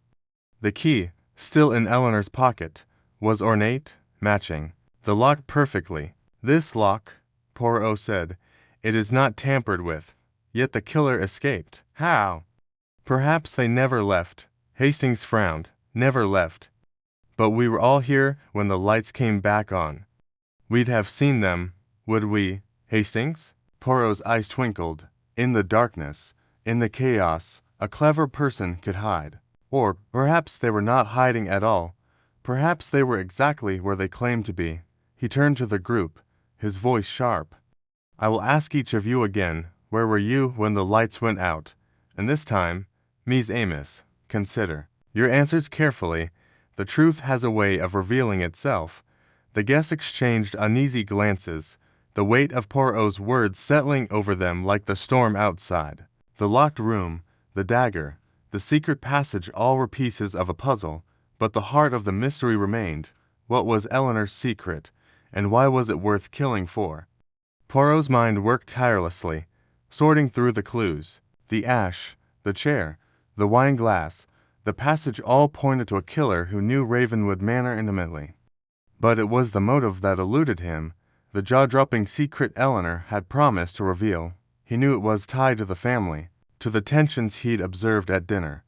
Sir Reginald's bitterness, Clara's fear, Moreau's detachment, the journalist, Victor, and the butler, Perkins, were not above suspicion either. Each had something to gain, or something to lose. As the night wore on, Poirot continued his examination of the room. He measured the distance from the door to Eleanor's body, noting the precise placement of her feet, as if she had been standing when struck. He examined the windows again, confirming they were bolted from the inside. The passage to the conservatory was a tantalizing clue, but something about it felt too convenient, as if the killer wanted it to be found. He returned to the fireplace, the smudge of ash still nagging at him. He scraped a small sample into a handkerchief, tucking it into his pocket. "This ash," he said to Hastings, "it is not from the fireplace. It is too fine, to uniform. Perhaps it is from a cigarette, or something else entirely." Hastings shook his head. "You're seeing clues where there aren't any, Poirot. A bit of ash could be from anything Victor was smoking. After all, but Victor claims he was outside. Why, then, is the ash here, in a room where no fire was lit?" Poirot's eyes gleamed. "Every detail matters, Hastings. The smallest thread can unravel the entire tapestry." He moved to the overturned chair again, running his fingers along its polished wood. There was a faint scratch on one leg, barely visible. "This chair," he said. "It was moved, but not in a struggle. The scratch suggests it was dragged, perhaps to block a view or create a distraction." Hastings rubbed his temples. "You're making my head spin, Poirot. A secret passage, a scratched chair, a bit of ash. What does it all mean?" "It means, mon ami, that the killer is clever, but not clever enough. They have left a trail, and I will follow it." Poirot's voice was calm, but there was steel beneath it. "Now, let us speak to the guests again. I wish to hear their stories once more, and this time I will listen for what they do not say." He gathered the group, his presence commanding despite his small stature. "Mesdames et messieurs, we have a locked room, a dagger, and a dead woman. But we also have a secret, one that Lady Eleanor died to protect or to reveal. Tell me, what do you know of this secret?" Sir Reginald's face darkened. "I've told you, I know nothing. Eleanor was always dramatic, always hinting at scandals. It was probably some nonsense about the family name." Clara's eyes filled with tears. "She said it was important, something that would change everything. But she wouldn't tell me what. She said it was too dangerous." Victor exhaled a cloud of smoke. "I'm just a journalist, Poirot. I was here to cover Eleanor's big announcement, whatever it was. I don't know anything about family secrets." Perkins nodded vigorously. "I'm only the butler. Sir, I keep the house running, not the family's business." Dr. Moreau's smile was cold. "And I, Monsieur Poirot, I am a stranger here. Lady Eleanor invited me, but I know nothing of her secrets." Poirot's gaze lingered on each of them, searching for the telltale flicker of guilt. "Very well," he said at last. "But know this, the truth cannot be hidden forever. I will find it, and the killer will face justice." The storm outside raged on, its fury a mirror to the tension within Ravenwood Manor. Poirot knew the answer was close, hidden in the details he had already uncovered. The locked room was no longer a mystery, but a challenge one he was determined to solve. As he stepped back to survey the room once more, His mind pieced together the fragments of the puzzle, each clue a step closer to unplunge into the darkness of the killer's identity. The night was far from over, and Hercule Poirot was only beginning. Chapter 6. Suspicions and alibis there in Ravenwood Manor felt heavier now, as if the very walls were holding their breath after Lady Eleanor's shocking murder. The drawing-room, where the tragedy had unfolded, was a silent witness to the chaos of the midnight hour. The antique dagger, its blade still stained with Eleanor's blood, lay on a side table, cordoned off by Poirot's meticulous instructions. The police had been summoned, but the storm raging outside had delayed their arrival, leaving Hercule Poirot in charge of the investigation. Captain Hastings stood by his side, his face pale but resolute, as the little Belgian detective paced the room, his sharp eyes darting from one detail to another. The guests, Sir Reginald, Clara, Victor Lyle, Perkins the butler, and the enigmatic Dr. Moreau sat in uneasy silence in the Manor's grand library, where Poirot had gathered them. The fire in the hearth crackled, casting long shadows that danced across the bookshelves, but it did little to warm the chill of suspicion that hung over the group. Each person knew they were under scrutiny, and the weight of Poirot's gaze made them shift uncomfortably in their seats. Ms. Amos, Poirot began, his voice calm but commanding, we find ourselves in a most distressing situation. Lady Eleanor Ashby is dead, murdered in a locked room, and the truth is a slippery thing, is it not? But Hercule Poirot does not allow the truth to slip through his fingers. Each of you was present in this manor when the crime occurred, and each of you, I regret to say, is a suspect. A murmur of protest rippled through the group. Sir Reginald, his face flushed with indignation, slammed a fist on the arm of his chair. This is preposterous. I'm her brother. For heaven's sake. Why would I kill my own sister? Poirot raised a hand, silencing him. Why, indeed, Sir Reginald, that is what we shall discover. But first, I must know where each of you was at the moment the lights went out and the scream was heard. Let us begin with you, Sir Reginald. Sir Reginald straightened, his mustache twitching with irritation. I was in the library here. In fact, reading. I had no interest in Eleanor's theatrics about some grand revelation. I stayed here to avoid the nonsense. Poirot tilted his head, his eyes narrowing. And did anyone see you here, monsieur? Can anyone confirm your presence? Sir Reginald hesitated, his jaw tightening. No, I was alone. But I assure you, I didn't leave this room until I heard the scream. Very well, Poirot said, his tone neutral but his expression unreadable. He turned to Clara, Eleanor's niece, who sat with her hands clasped tightly in her lap, her face pale but composed. Mademoiselle Clara, where were you when your aunt was killed? Clara's eyes flickered briefly to the floor before meeting Poirot's gaze. I was in my room, upstairs. I wasn't feeling well after dinner, so I retired early. I only came down when I heard the commotion.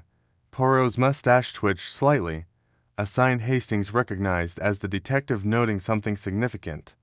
And you heard nothing unusual before the scream? No footsteps, no voices. Clara shook her head, her dark curls bouncing slightly. No, nothing.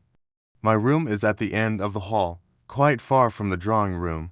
Poirot nodded slowly, then turned to Victor Lyle, the journalist, who leaned casually against a bookshelf, though his eyes betrayed a nervous energy.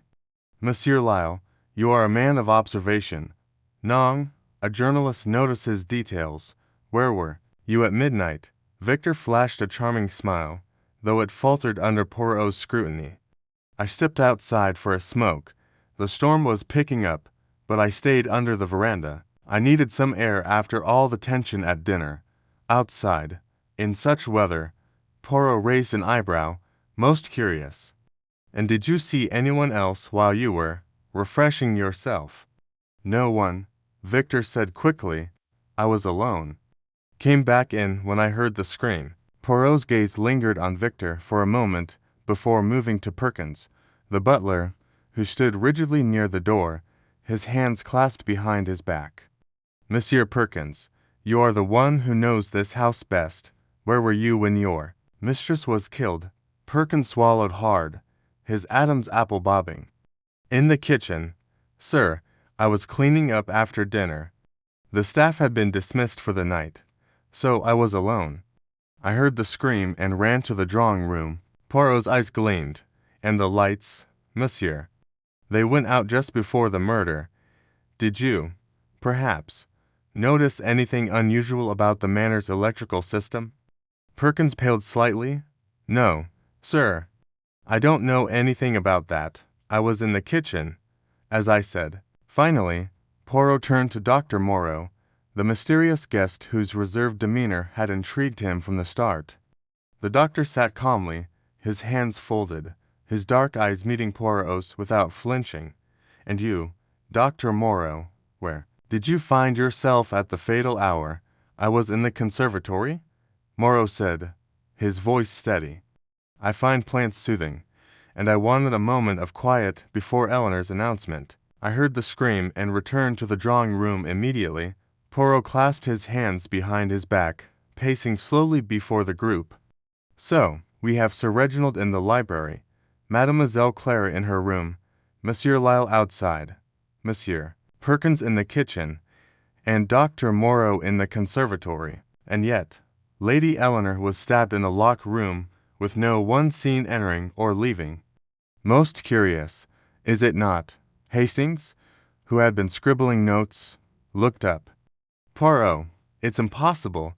The drawing room was locked from the inside, and the only key was found in Eleanor's pocket. How could anyone have done it? Poirot smiled faintly. Impossible, Hastings? Non, nothing is impossible when one applies the little gray cells. The impossible is merely a puzzle waiting to be solved. Now, let us examine the alibis more closely. He began with Sir Reginald, whose bluster seemed to mask a deeper unease. Poirot circled the room, his steps deliberate, as he questioned the baronet further. You say you were reading, Sir Reginald, but the book you claim to have been engrossed in Thackeray's Vanity Fair, was it not? Was found closed on the table, with no bookmark. A man so absorbed in his reading would surely mark his place. Non, as Sir Reginald's face reddened. I may have been dozing off. It was late. After all, dozing off, Poirot repeated, his tone laced with skepticism. And yet you heard the scream clearly enough to rush to the drawing room. Most interesting. Turning to Clara, Poirot's expression softened, but his questions were no less pointed. Mademoiselle, you say you were unwell, yet your cheeks are rosy, and your eyes are clear. Perhaps it was not illness that kept you in your room, but something else, a conversation, perhaps, or a secret you wished to avoid. Clara's composure faltered for a moment, her fingers tightening around each other. I don't know what you mean, Monsieur Poirot. I was alone. Poirot nodded, but his eyes told Hastings he was far from convinced. He moved on to Victor Lyle, whose easy charm seemed to irritate the detective. Monsieur Lyle, you were outside, you say, in a storm that has left the roads impassable. Yet your shoes, they are remarkably clean for a man who stood on a muddy veranda, and your cigarette case, it is full, not a single one missing. Did you truly step outside? Or is this a convenient fiction? Victor's smile tightened. I don't appreciate the implication. Poirot, I was outside. Maybe I didn't smoke as much as I planned. Perhaps, Poirot said, his tone unyielding. But a journalist, he observes, he records. Did you observe nothing of note? No shadows, no movements? Victor hesitated, then shook his head. Nothing. It was dark, and the rain was heavy. Poirot's attention shifted to Perkins, whose nervous demeanor had not escaped his notice. Monsieur Perkins, you say you were cleaning in the kitchen, yet the dishes from dinner were still stacked when I examined the kitchen earlier, and your hands, they are not those of a man who has been scrubbing pots. What were you truly doing? Perkins' eyes darted to the floor. I may have been tidying elsewhere, sir, the pantry, perhaps, The pantry, Poirot echoed, his voice soft but cutting. And yet, the pantry was in disarray. No, Monsieur Perkins, I think you were not tidying at all. Perhaps you were listening at doors, or moving through the house for reasons you do not wish to share. Perkins opened his mouth to protest, but no words came. Poirot turned away, his focus now on Dr. Moreau, whose calm exterior seemed almost too perfect. Doctor, you are a man of science, a man of precision. The conservatory, it is a curious choice for a man seeking quiet. It is far from the drawing-room? Yes, but it has a view of the garden, where Monsieur Lau claims to have been. Did you see him there? Moreau's expression remained impassive. No, I did not. I was focused on the plants, not the garden. Poirot nodded slowly, his mind clearly racing.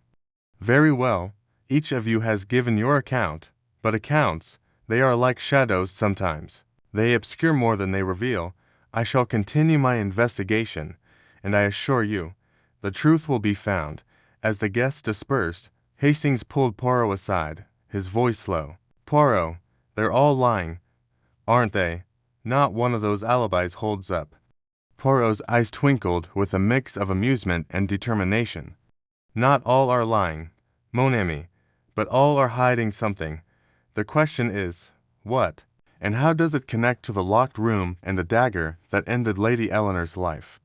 Come, Hastings, we must examine the scene of the crime once more. They returned to the drawing-room, where the air still carried the faint metallic tang of blood.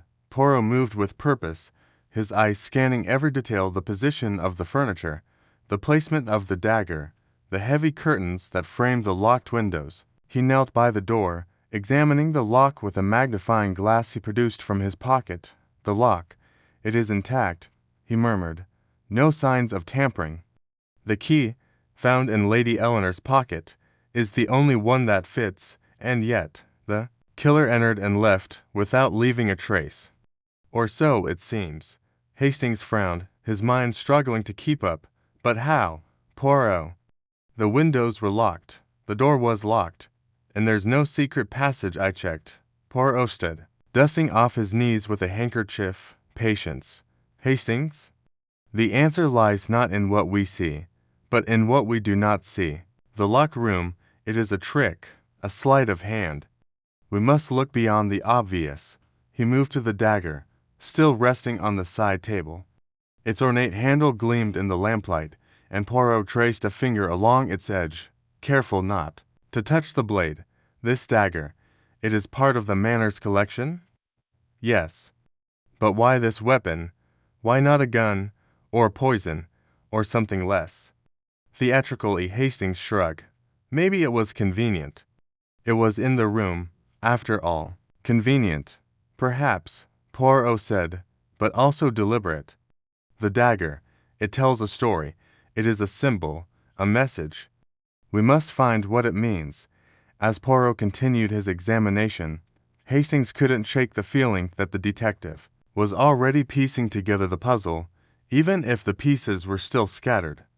The alibis, shaky as they were, pointed to a web of motives and secrets, and Poirot's relentless pursuit of the truth was beginning to unravel them.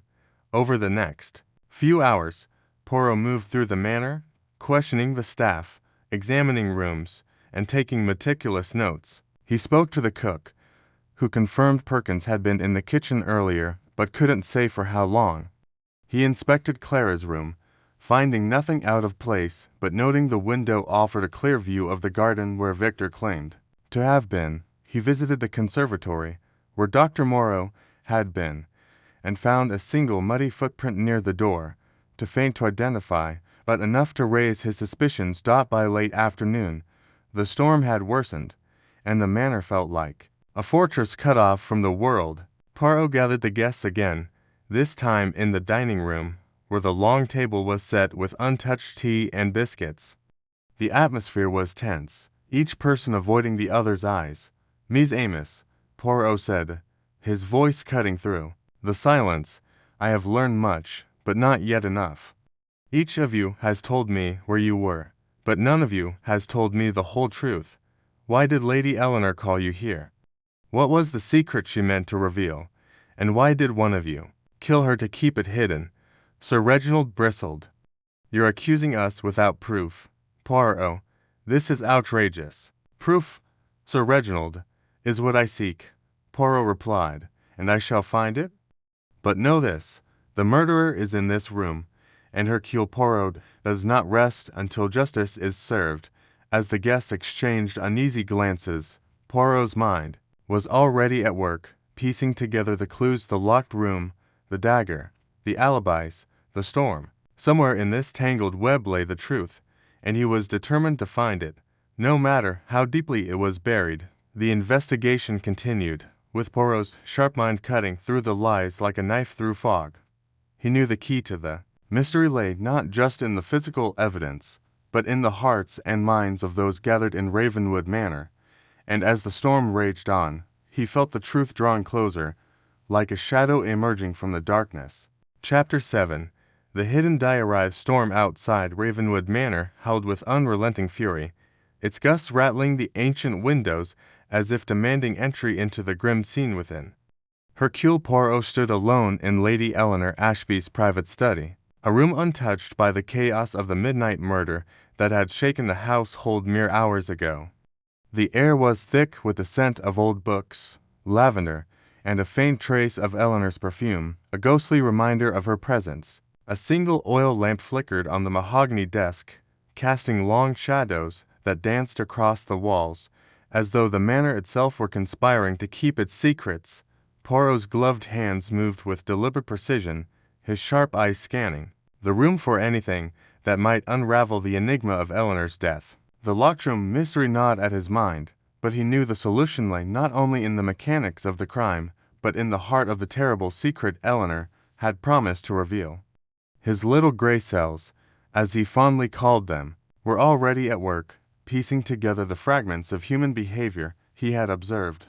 Clara's evasiveness, Sir Reginald's barely concealed rage, Perkins' nervous tics, Victor's calculated charm, and Dr. Moreau's unsettling detachment. Each guest was a thread in a tangled tapestry, and Poirot was determined to find the knot that bound them. The study was a sanctuary of sorts, its walls lined with bookshelves that stretched to the ceiling, filled with leather-bound volumes and curious trinkets. A portrait of a stern-faced man, presumably Eleanor's late father, Lord Ashby, hung above the fireplace, his eyes seeming to follow Poirot's every move. The desk was cluttered with papers, a silver inkwell, and a delicate porcelain figurine of a shepherdess, oddly out of place amid the somber decor. Poirot's gaze lingered on a small, locked drawer in the desk. It was unobtrusive, almost invisible unless one knew to look for it, but Poirot's instincts told him it held something of significance. With a deft movement, he produced a small set of lock-picking tools from his waistcoat pocket, a necessity for a detective of his caliber, though he rarely admitted to such ungentlemanly methods. The lock yielded with a soft click, and Poirot slid the drawer open. Inside lay a slim, leather-bound book, its edges worn from frequent handling. The cover bore no title, only the initials EA embossed in gold, a diary. Poirot's heart quickened, though his expression remained impassive. This was no ordinary keepsake. It was a window into Eleanor's mind, and perhaps her secrets. He settled into the high back chair behind the desk, adjusting the lamp to better illuminate the pages. The diary's entries were written in Eleanor's elegant, looping script, each word chosen with care, as though she knew someone might one day read them. Poirot began at the most recent entry, dated the day before her death, October 31st, 1925. The storm approaches, both within and without. Tomorrow, I will reveal the truth that has haunted me for decades. I can no longer bear the weight of this secret, nor the lies that have poisoned my family. Reginald will be furious. Clara will be heartbroken, but it must be done. The portrait holds the key, though none suspect it. If I am to meet my end, let it be with a clear conscience. The truth lies in the portrait. Poirot paused, his fingers tracing the words. The portrait holds the key, a cryptic clue, but one that resonated with the meticulous mind of a woman like Eleanor.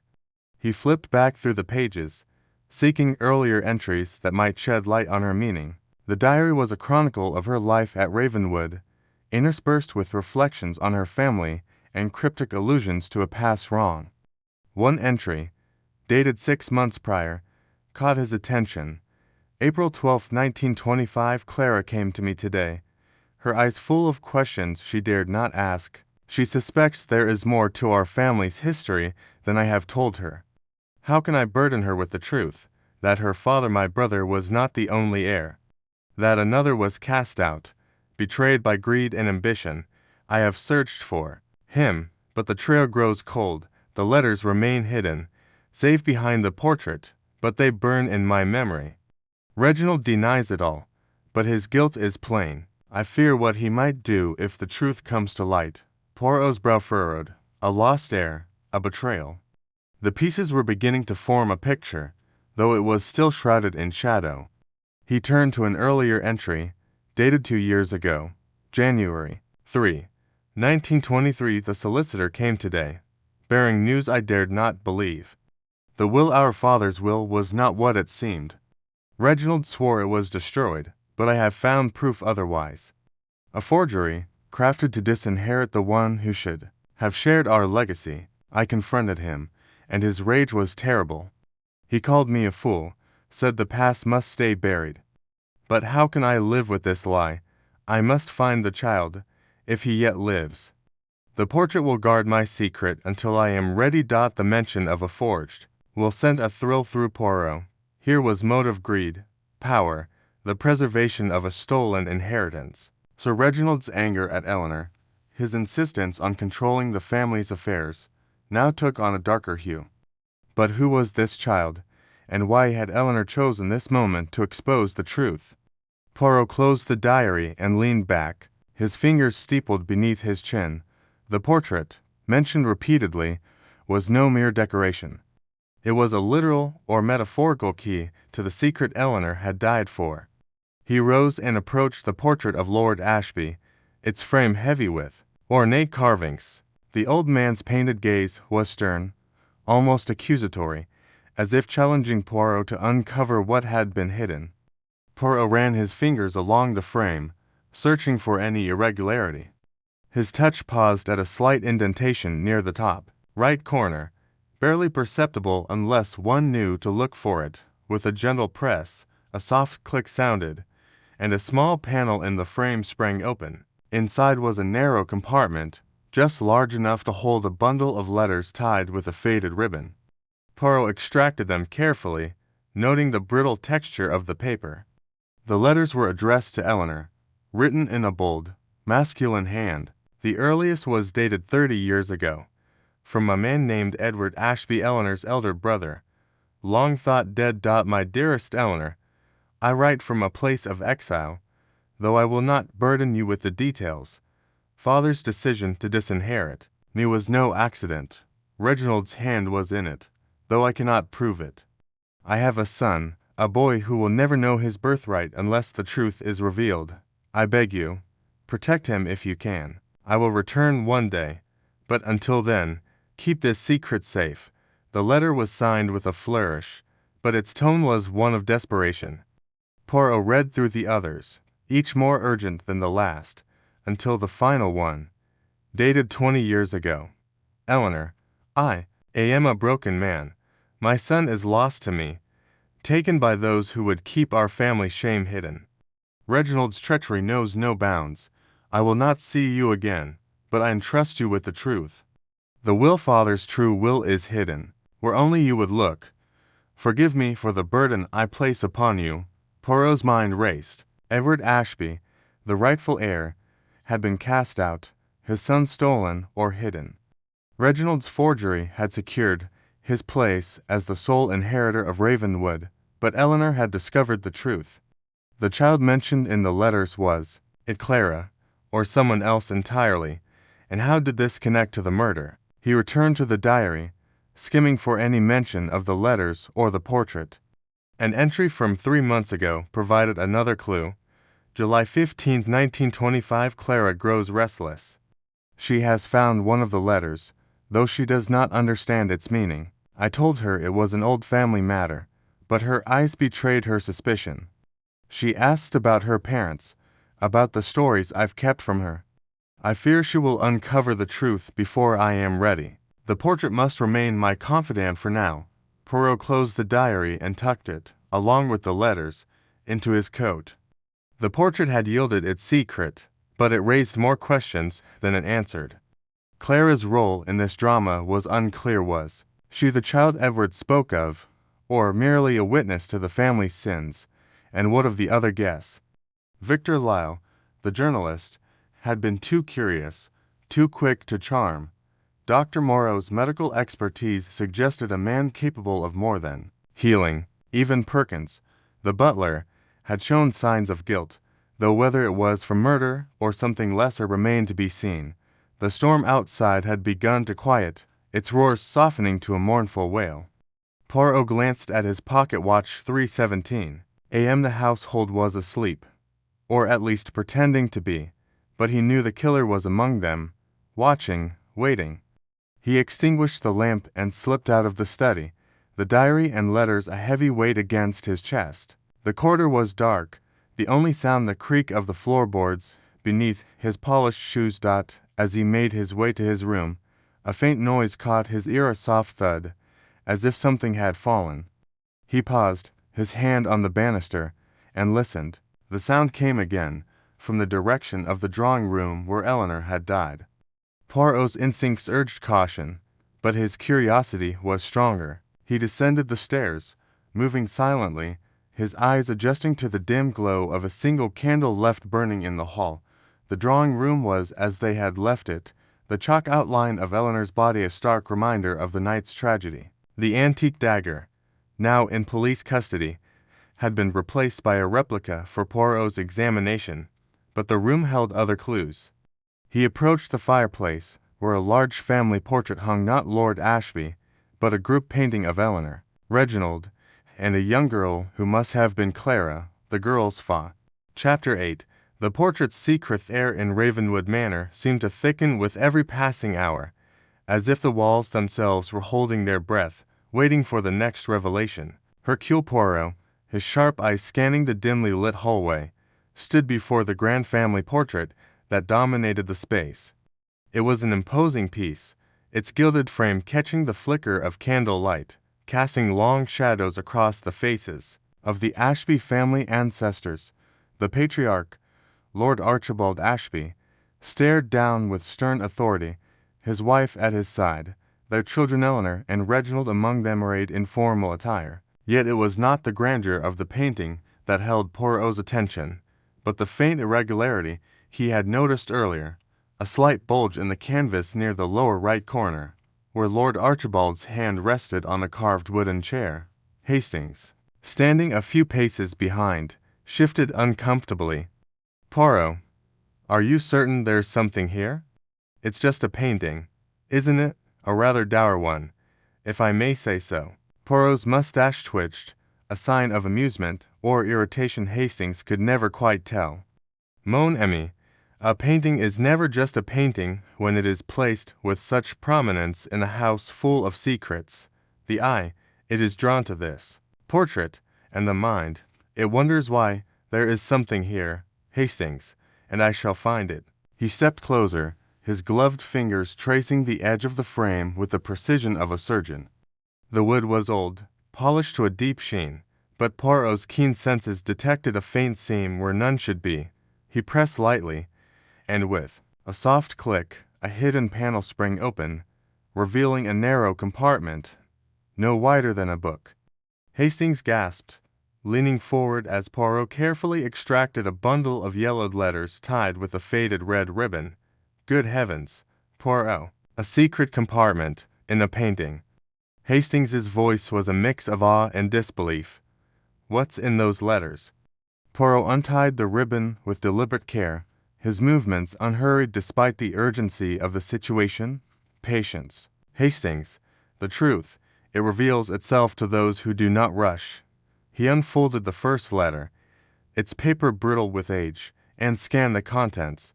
The handwriting was elegant, but hurried, as if written under duress. As he read, his brow furrowed, and his lips pursed into a thin line. The letters, penned by Lord Archibald Ashby himself, were addressed to a solicitor in London. They detailed a bitter dispute over his will, written years before his death. The first letter confirmed what Eleanor's diary had hinted at. Archibald had intended to divide his estate equally among his 3 children, Eleanor, Reginald, and a third sibling, Edward, who had been estranged from the family. However, subsequent letters revealed a shocking twist. Reginald, the ambitious and calculating son, had orchestrated a forgery to alter the will, ensuring that Edward was disinherited entirely. The estate, including Ravenwood Manor and its vast holdings, had been split between Eleanor and Reginald alone. Poirot's eyes gleamed as he handed the letters to Hastings. "Regardes, mon ami, here is the scandal that Lady Eleanor wished to unveil. Her brother, Sir Reginald, he has built his fortune on a lie, a betrayal of his own blood." Hastings skimmed the letters, his face paling. "Good Lord, Poirot, this is monstrous. Reginald cheated his own brother out of his inheritance. But why would Eleanor keep this hidden for so long?" Poirot tapped his temple, his little gray cells clearly at work. "That, Hastings, is the question. Lady Eleanor, she was a woman of honor, yet she did not act on this knowledge until now. Why, what has changed to make her summon us to this manor, to reveal this secret at midnight? And how does it connect to her murder?" As Poirot pondered, his gaze returned to the portrait. The hidden compartment had been cleverly concealed, but it was not the only anomaly. He noticed a faint outline in the background of the painting, a subtle sketch of a tree that seemed out of place among the formal composition. He tilted his head, studying it closely. "There is more here, Hastings. This portrait, it speaks to us, but we must listen carefully." He reached up, pressing his fingers along the frame's upper edge. Another soft click echoed in the quiet hall, and a second, smaller compartment opened, this one containing a single folded note. Poirot unfolded it with the same reverence he might show a sacred text. The note was in Eleanor's handwriting, dated only a week prior. "The truth lies in the portrait, but the heart of the secret is with Clara. She knows, though she denies it. The child must be found." Poirot's eyes narrowed. "Clara," he murmured. "The niece, she is the key. But what does she know, and why does she hide it?" Hastings, still clutching the letters, looked bewildered. "Clara, but she's just a girl, Poirot. Surely she's not involved in this sordid business." Poirot shook his head. "Do not underestimate the young, Hastings. Clara, she is secretive, evasive. Her eyes, they carry a burden. I observed her at dinner. Her reluctance to speak, her glances at Eleanor. She knows something, and it is tied to this child mentioned in the note." The 2 men returned to the drawing room, where the other guests were still reeling from the shock of Eleanor's murder. Clara sat in a corner, her hands folded tightly in her lap, her face pale but composed. Sir Reginald paced near the fireplace, his expression a mix of anger and unease. Victor Lyle, the journalist, scribbled notes in the small pad, his charm undimmed despite the grim circumstances. Perkins, the butler, hovered near the door, his nervous glances betraying his discomfort. Dr. Moreau, the mysterious guest, sat apart, his dark eyes unreadable. Poirot approached Clara, the letters and note tucked safely in his coat pocket. "Mademoiselle Clara," he began, his voice gentle but firm, "there is much you have not told us. The portrait in the hall, it has revealed its secrets, but it speaks of you. What is it that you know? What is this child your aunt wrote of?" Clara's eyes widened, and for a moment, it seemed she might bolt from the room, but she steadied herself, her voice trembling. "I don't know what you're talking about, Monsieur Poirot. Aunt Eleanor was always talking about old family stories, but I didn't pay much attention." Poirot's mustache twitched again, this time with clear skepticism. "Non, mademoiselle. You are not so indifferent as you claim. Your aunt, she trusted you with something, perhaps something she could not bear to reveal herself. The truth It is heavy, but it must be spoken. Clara's composure cracked, and her eyes filled with tears. I can't, she whispered. It's too much. If I tell you, everything will fall apart. Before Poirot could press further, Sir Reginald interrupted, his voice booming. What is this nonsense? Poirot, Clara is just a girl. Upset about her aunt's death. You're badgering her with your questions. Leave her be. Poirot turned to Reginald, his gaze piercing. Sir Reginald, it is you who should be questioned.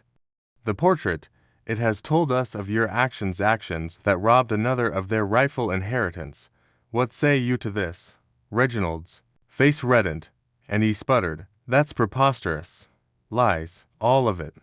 Eleanor was always stirring up trouble, digging into the past. I won't stand for these accusations. The room fell silent, the tension palpable. Victor Lyle looked up from his notebook, his eyes gleaming with interest. Sounds like a story worth writing about, he said lightly, though his tone carried an edge. Dr. Moreau, who had been silent until now, spoke in a low, measured voice.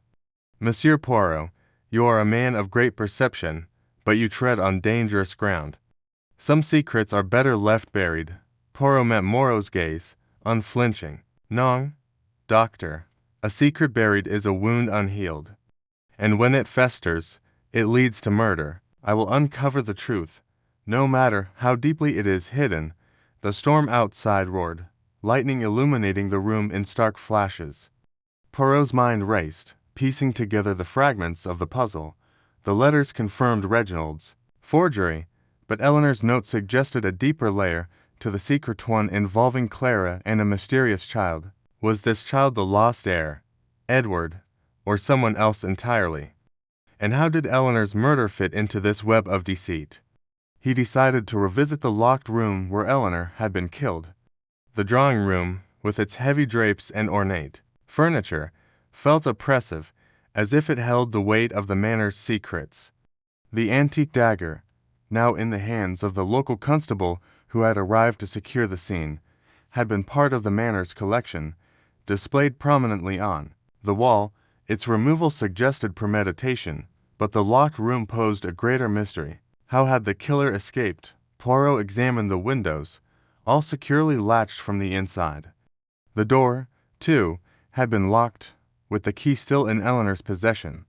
He knelt by the fireplace, noting a faint draught. Hastings, he called, assist me here. Together, they inspected the fireplace, its mass of stone, hearth cold and unused. Poirot's fingers traced the intricate carvings, pausing at a loose panel. With a gentle push, it slid aside, revealing a narrow passage barely wide enough for a person. Voila, Poirot said, his voice triumphant. The killer, he did not vanish. He passed through here. Hastings peered into the dark passage, his face a mix of excitement and dread. A secret passage, in Ravenwood Manor. This is like something out of a Gothic novel. Poirot. Indeed, Hastings, but it is no fiction. This passage, it explains the locked room. The killer, he entered or exited here, perhaps both.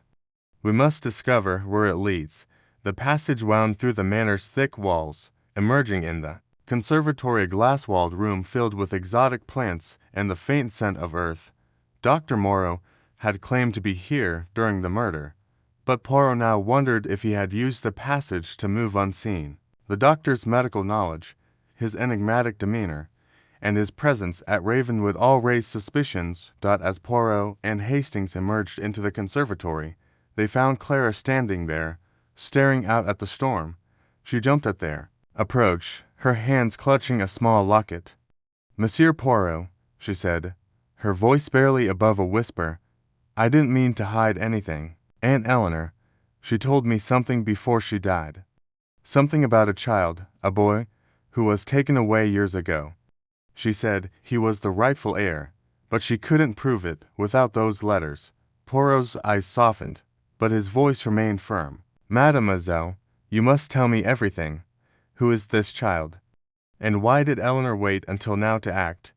Clara hesitated, then opened the locket, revealing a tiny photograph of a young boy, no more than 5 years old. This is him, she said. Eleanor said he was her brother, Edward's son. He was sent away after Edward disappeared, to protect him from Reginald. But she never told me where he is now. Poirot took the locket, studying the photograph.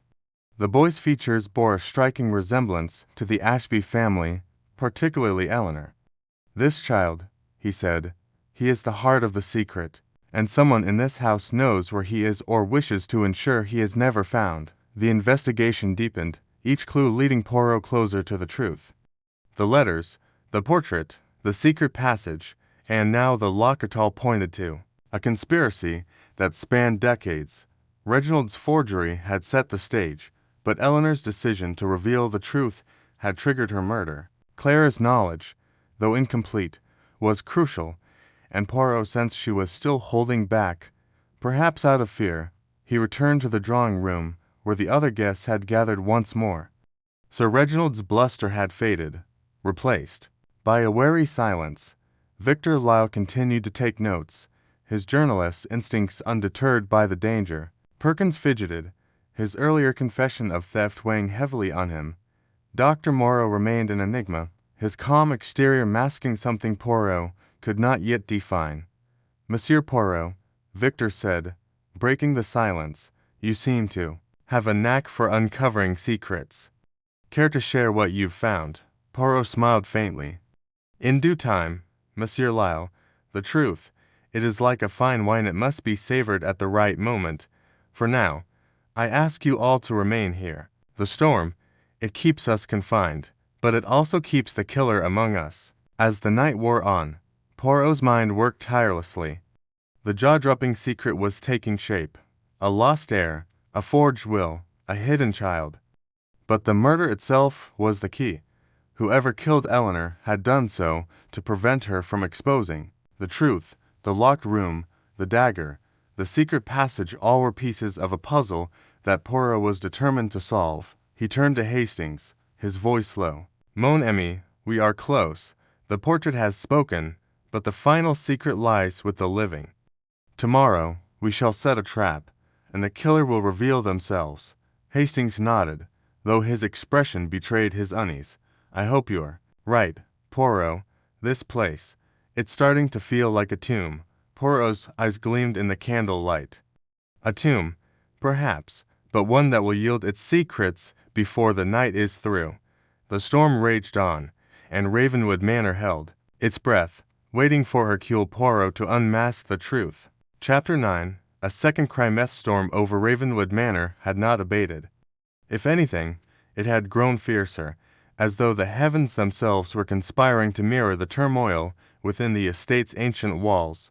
The wind howled through the gnarled oaks outside, rattling the leaded windows, while rain lashed against the panes in relentless sheets. Inside, the air was thick with suspicion, each guest casting sidelong glances at the others, their faces illuminated by the flickering glow of the chandelier above the dining room. Hercule Poirot stood near the fireplace, his small, precise figure a stark contrast to the grandeur of the room. His hands were clasped behind his back, his mustache impeccably groomed despite the late hour, and his sharp eyes darted from one guest to another, missing nothing. Captain Hastings, ever the loyal companion, hovered near the doorway, his brow furrowed with worrying. The murder of Lady Eleanor Ashby, stabbed in a locked room with an antique dagger, had shaken him deeply. The revelation of her cryptic diary, hinting at a family scandal involving a forged will and a lost heir, had only deepened the mystery. Now, as the clock ticked past 2 in the morning, the tension in Ravenwood Manor was palpable. The guests, Sir Reginald, Clara, Victor Lyle, Perkins, and Dr. Moreau sat in uneasy silence, their earlier attempts at conversation having dissolved into awkward pauses and guarded remarks. Poirot's mind, however, was far from idle. His little gray cells, as he so often called them, were working at a feverish pace, piecing together the fragments of evidence he had uncovered: the locked room, the dagger from the Manor's collection, the hidden compartment in the family portrait, and the letters suggesting Sir Reginald's treachery in forging their father's will. Yet, the jaw-dropping secret Eleanor had promised to reveal at midnight remained elusive, and Poirot knew that the key to the murder lay in unraveling that mystery. He turned to face the group, his voice calm but commanding. "Mes amis," he began, his French accent lending a theatrical weight to his words, "we are in the midst of a most perplexing affair. Lady Eleanor's death is not merely a crime of passion or greed, it is a calculated act, designed to conceal a truth she was prepared to unveil. We must remain vigilant, for the killer is among us, and they will not hesitate to strike again if threatened." As if on cue, a loud crash echoed from the direction of the garden, followed by a muffled cry. The guests froze, their eyes wide. With alarm, Hastings sprang to his feet, his hand instinctively reaching for a non-existent revolver. "What the devil was that?" he exclaimed. Poirot's expression remained unreadable, but his eyes gleamed with sudden intensity. "Quickly, Hastings, to the garden," he ordered, already moving toward the French doors that led outside. The others hesitated, then followed, their footsteps echoing on the polished floor as they hurried after the diminutive detective. The garden was a wild, shadowed expanse, the neatly trimmed hedges and rose bushes now battered by the storm. Rain pelted down in torrents, soaking Poirot's immaculate suit as he stepped onto the gravel path. The cry had come from near the ornamental fountain, a stone monstrosity carved with cherubs and vines, now slick with rain water. Hastings, holding a lantern aloft, was the first to spot the figure slumped against the fountain's base. "It's Victor," he shouted, rushing forward. Victor Lyle, the charming journalist who had been so keen to ingratiate himself with the group, lay sprawled on the ground, his face pale and his breathing shallow. His eyes fluttered weakly as Hastings knelt beside him, checking for a pulse. "He's alive," Hastings called, relief evident in his voice. "But he's in a bad way."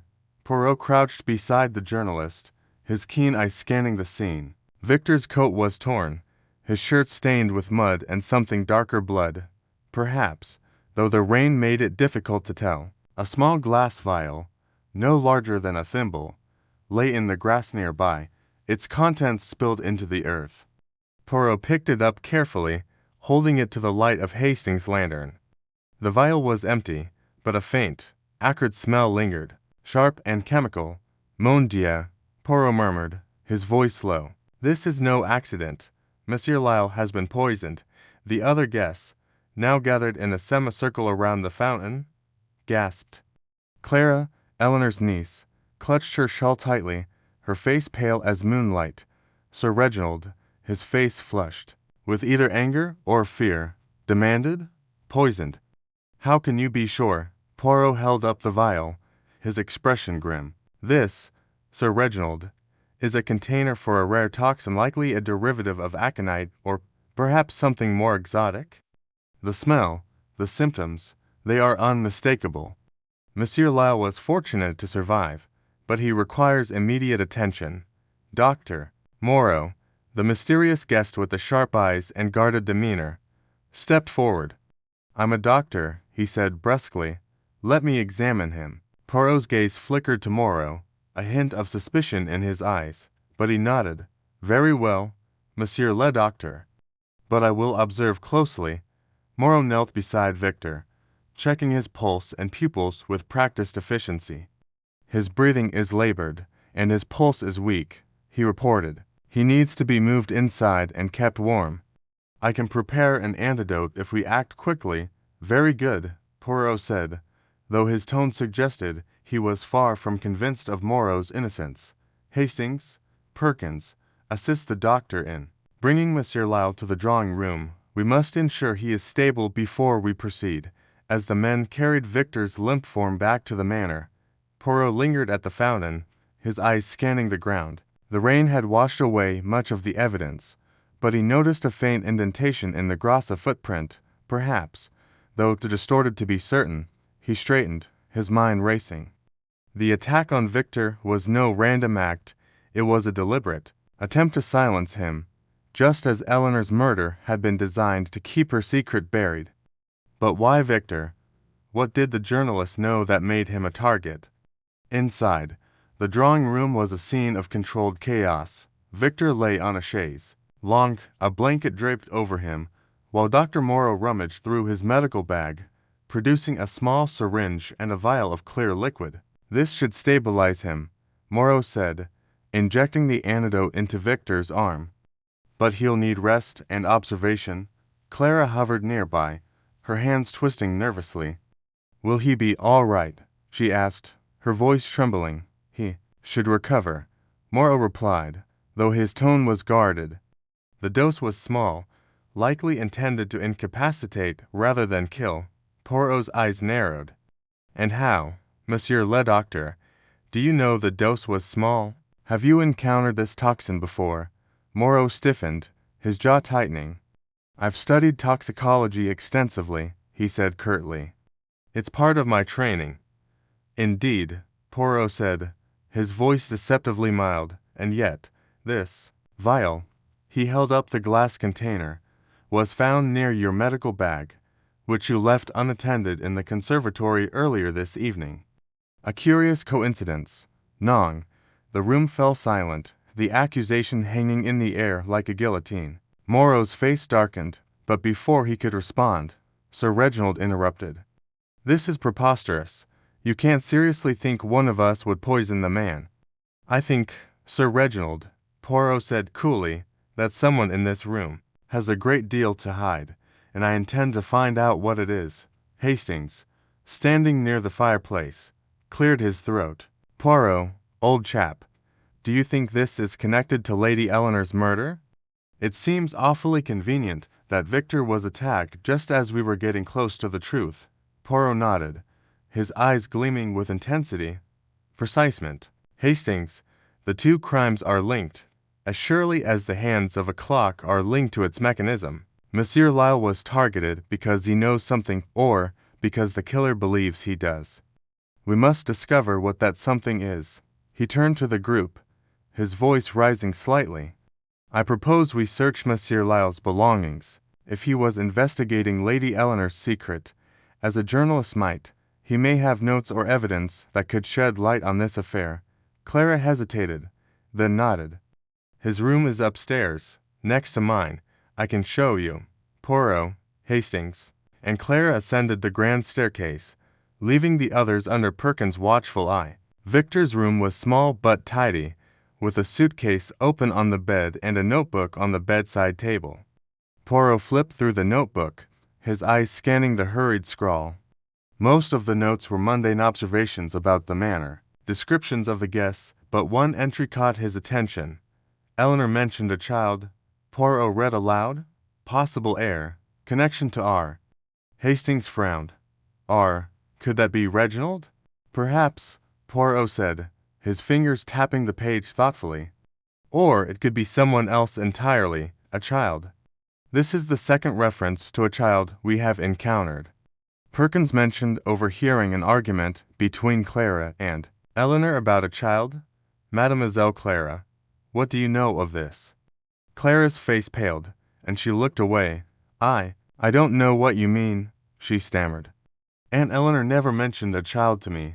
Poirot's eyes softened, but his voice remained firm. "Mademoiselle, you must be truthful. The life of Monsieur Leland, perhaps others, depends on it. If you know something about a child, or about this R, you must tell me now." Clara's lips trembled, and for a moment, it seemed she might break down. But she straightened, her voice barely above a whisper. "I can't. Not yet. It's too dangerous." Poirot studied her for a long moment, then nodded. "Very well, but know this, Mademoiselle Clara, the truth will come out, with or without your help. And it is better to be on the side of truth than to stand in its way." They returned to the drawing-room, where Victor was beginning to stir. His eyes fluttered open, and he groaned, his voice weak. What happened?" "You were poisoned, Monsieur Lyle," Poirot said, his tone gentle but probing. "Can you tell us what you were doing in the garden?" Victor's brow furrowed, and he struggled to sit up. I couldn't sleep. I went for a walk, to clear my head. I was near the fountain when I felt a sharp pain in my neck. Then everything went black, a sharp pain, Poirot repeated, his eyes narrowing. As though from a needle? Victor nodded weakly. Yes, I think so. Poirot exchanged a glance with Hastings. A needle suggested precision, a calculated attack rather than a spur-of-the-moment act, and the vial, found so conveniently near Moreau's bag, pointed to a medical professional or someone clever enough to frame one dot as the night wore on. Poirot continued his questioning, piecing together the timeline of the evening. Victor's attack had occurred shortly after the discovery of Eleanor's diary, suggesting the killer was growing desperate. The reference to a child, combined with the letters in the portrait's compartment, pointed to a family secret that someone was willing to kill to protect. But who? Sir Reginald, with his forged will, had the most obvious motive: greed and the desire to maintain his claim to the estate. Clara's evasiveness suggested she was hiding something, perhaps to protect someone she loved. Perkins, the butler, had admitted to tampering with the lights, but his motives seemed petty compared to murder. And Dr. Moreau, with his medical expertise and dubious past, was emerging as a prime suspect, particularly given the vial's proximity to his bag. Yet, Poirot's instincts told him the truth was more complex. The jaw-dropping secret Eleanor had promised was not merely about money or inheritance, it was personal, tied to the very heart of the Ashby family. The mention of a child, the lost heir, the forged will, all pointed to a betrayal that had festered for decades. As dawn approached, the storm began to subside, the rain slowing to a gentle patter. Victor, now stabilized, was moved to a guest room to rest under Dr. Moreau's care. A decision Poirot allowed, though he insisted Hastings keep watch. The other guests retired to their rooms, exhausted but tense to sleep. Poirot remained in the drawing room, standing before the family portrait that had revealed the hidden letters. The faces of the Ashby ancestors stared down at him, their expressions stern and unyielding. He traced the edge of the frame, his mind turning over the clues. The broken clock, stopped at 11:55 p.m. The dagger, placed so deliberately in Eleanor's chest, the vial of toxin, so conveniently placed. And the child, always the child. Hastings, he said suddenly, turning to his friend, who had returned from settling Victor, there is a pattern here, a rhythm to these crimes. The killer is playing a game of misdirection. But Poirot, he does not lose at such games. Hastings rubbed his eyes, weary but attentive. What do you mean? Poirot, do you think you're close to solving it? Poirot smiled faintly, his eyes gleaming with determination. Close, mon ami. Non, I am not close. I am there. But I must be certain. Tomorrow, we will set a trap for our killer, a trap that will reveal not only their identity, but the secret they have killed to protect. He turned back to the portrait, his voice dropping to a whisper. The truth lies in the portrait, Eleanor said, and so it does. But it is not the letters alone that hold the key, it is the faces, the eyes, the secrets they have seen. As the first light of dawn crept through the windows, Poirot's mind was alight with possibilities. The second crime had brought them closer to the truth, but it had also raised the stakes. The killer was desperate, and desperation made them dangerous. Poirot knew he would need all his cunning to unmask them before they struck again. The manor seemed to hold its breath, waiting for the final act of this deadly drama, and Hercule Poirot, with his unerring instinct for truth, was ready to bring it to a close.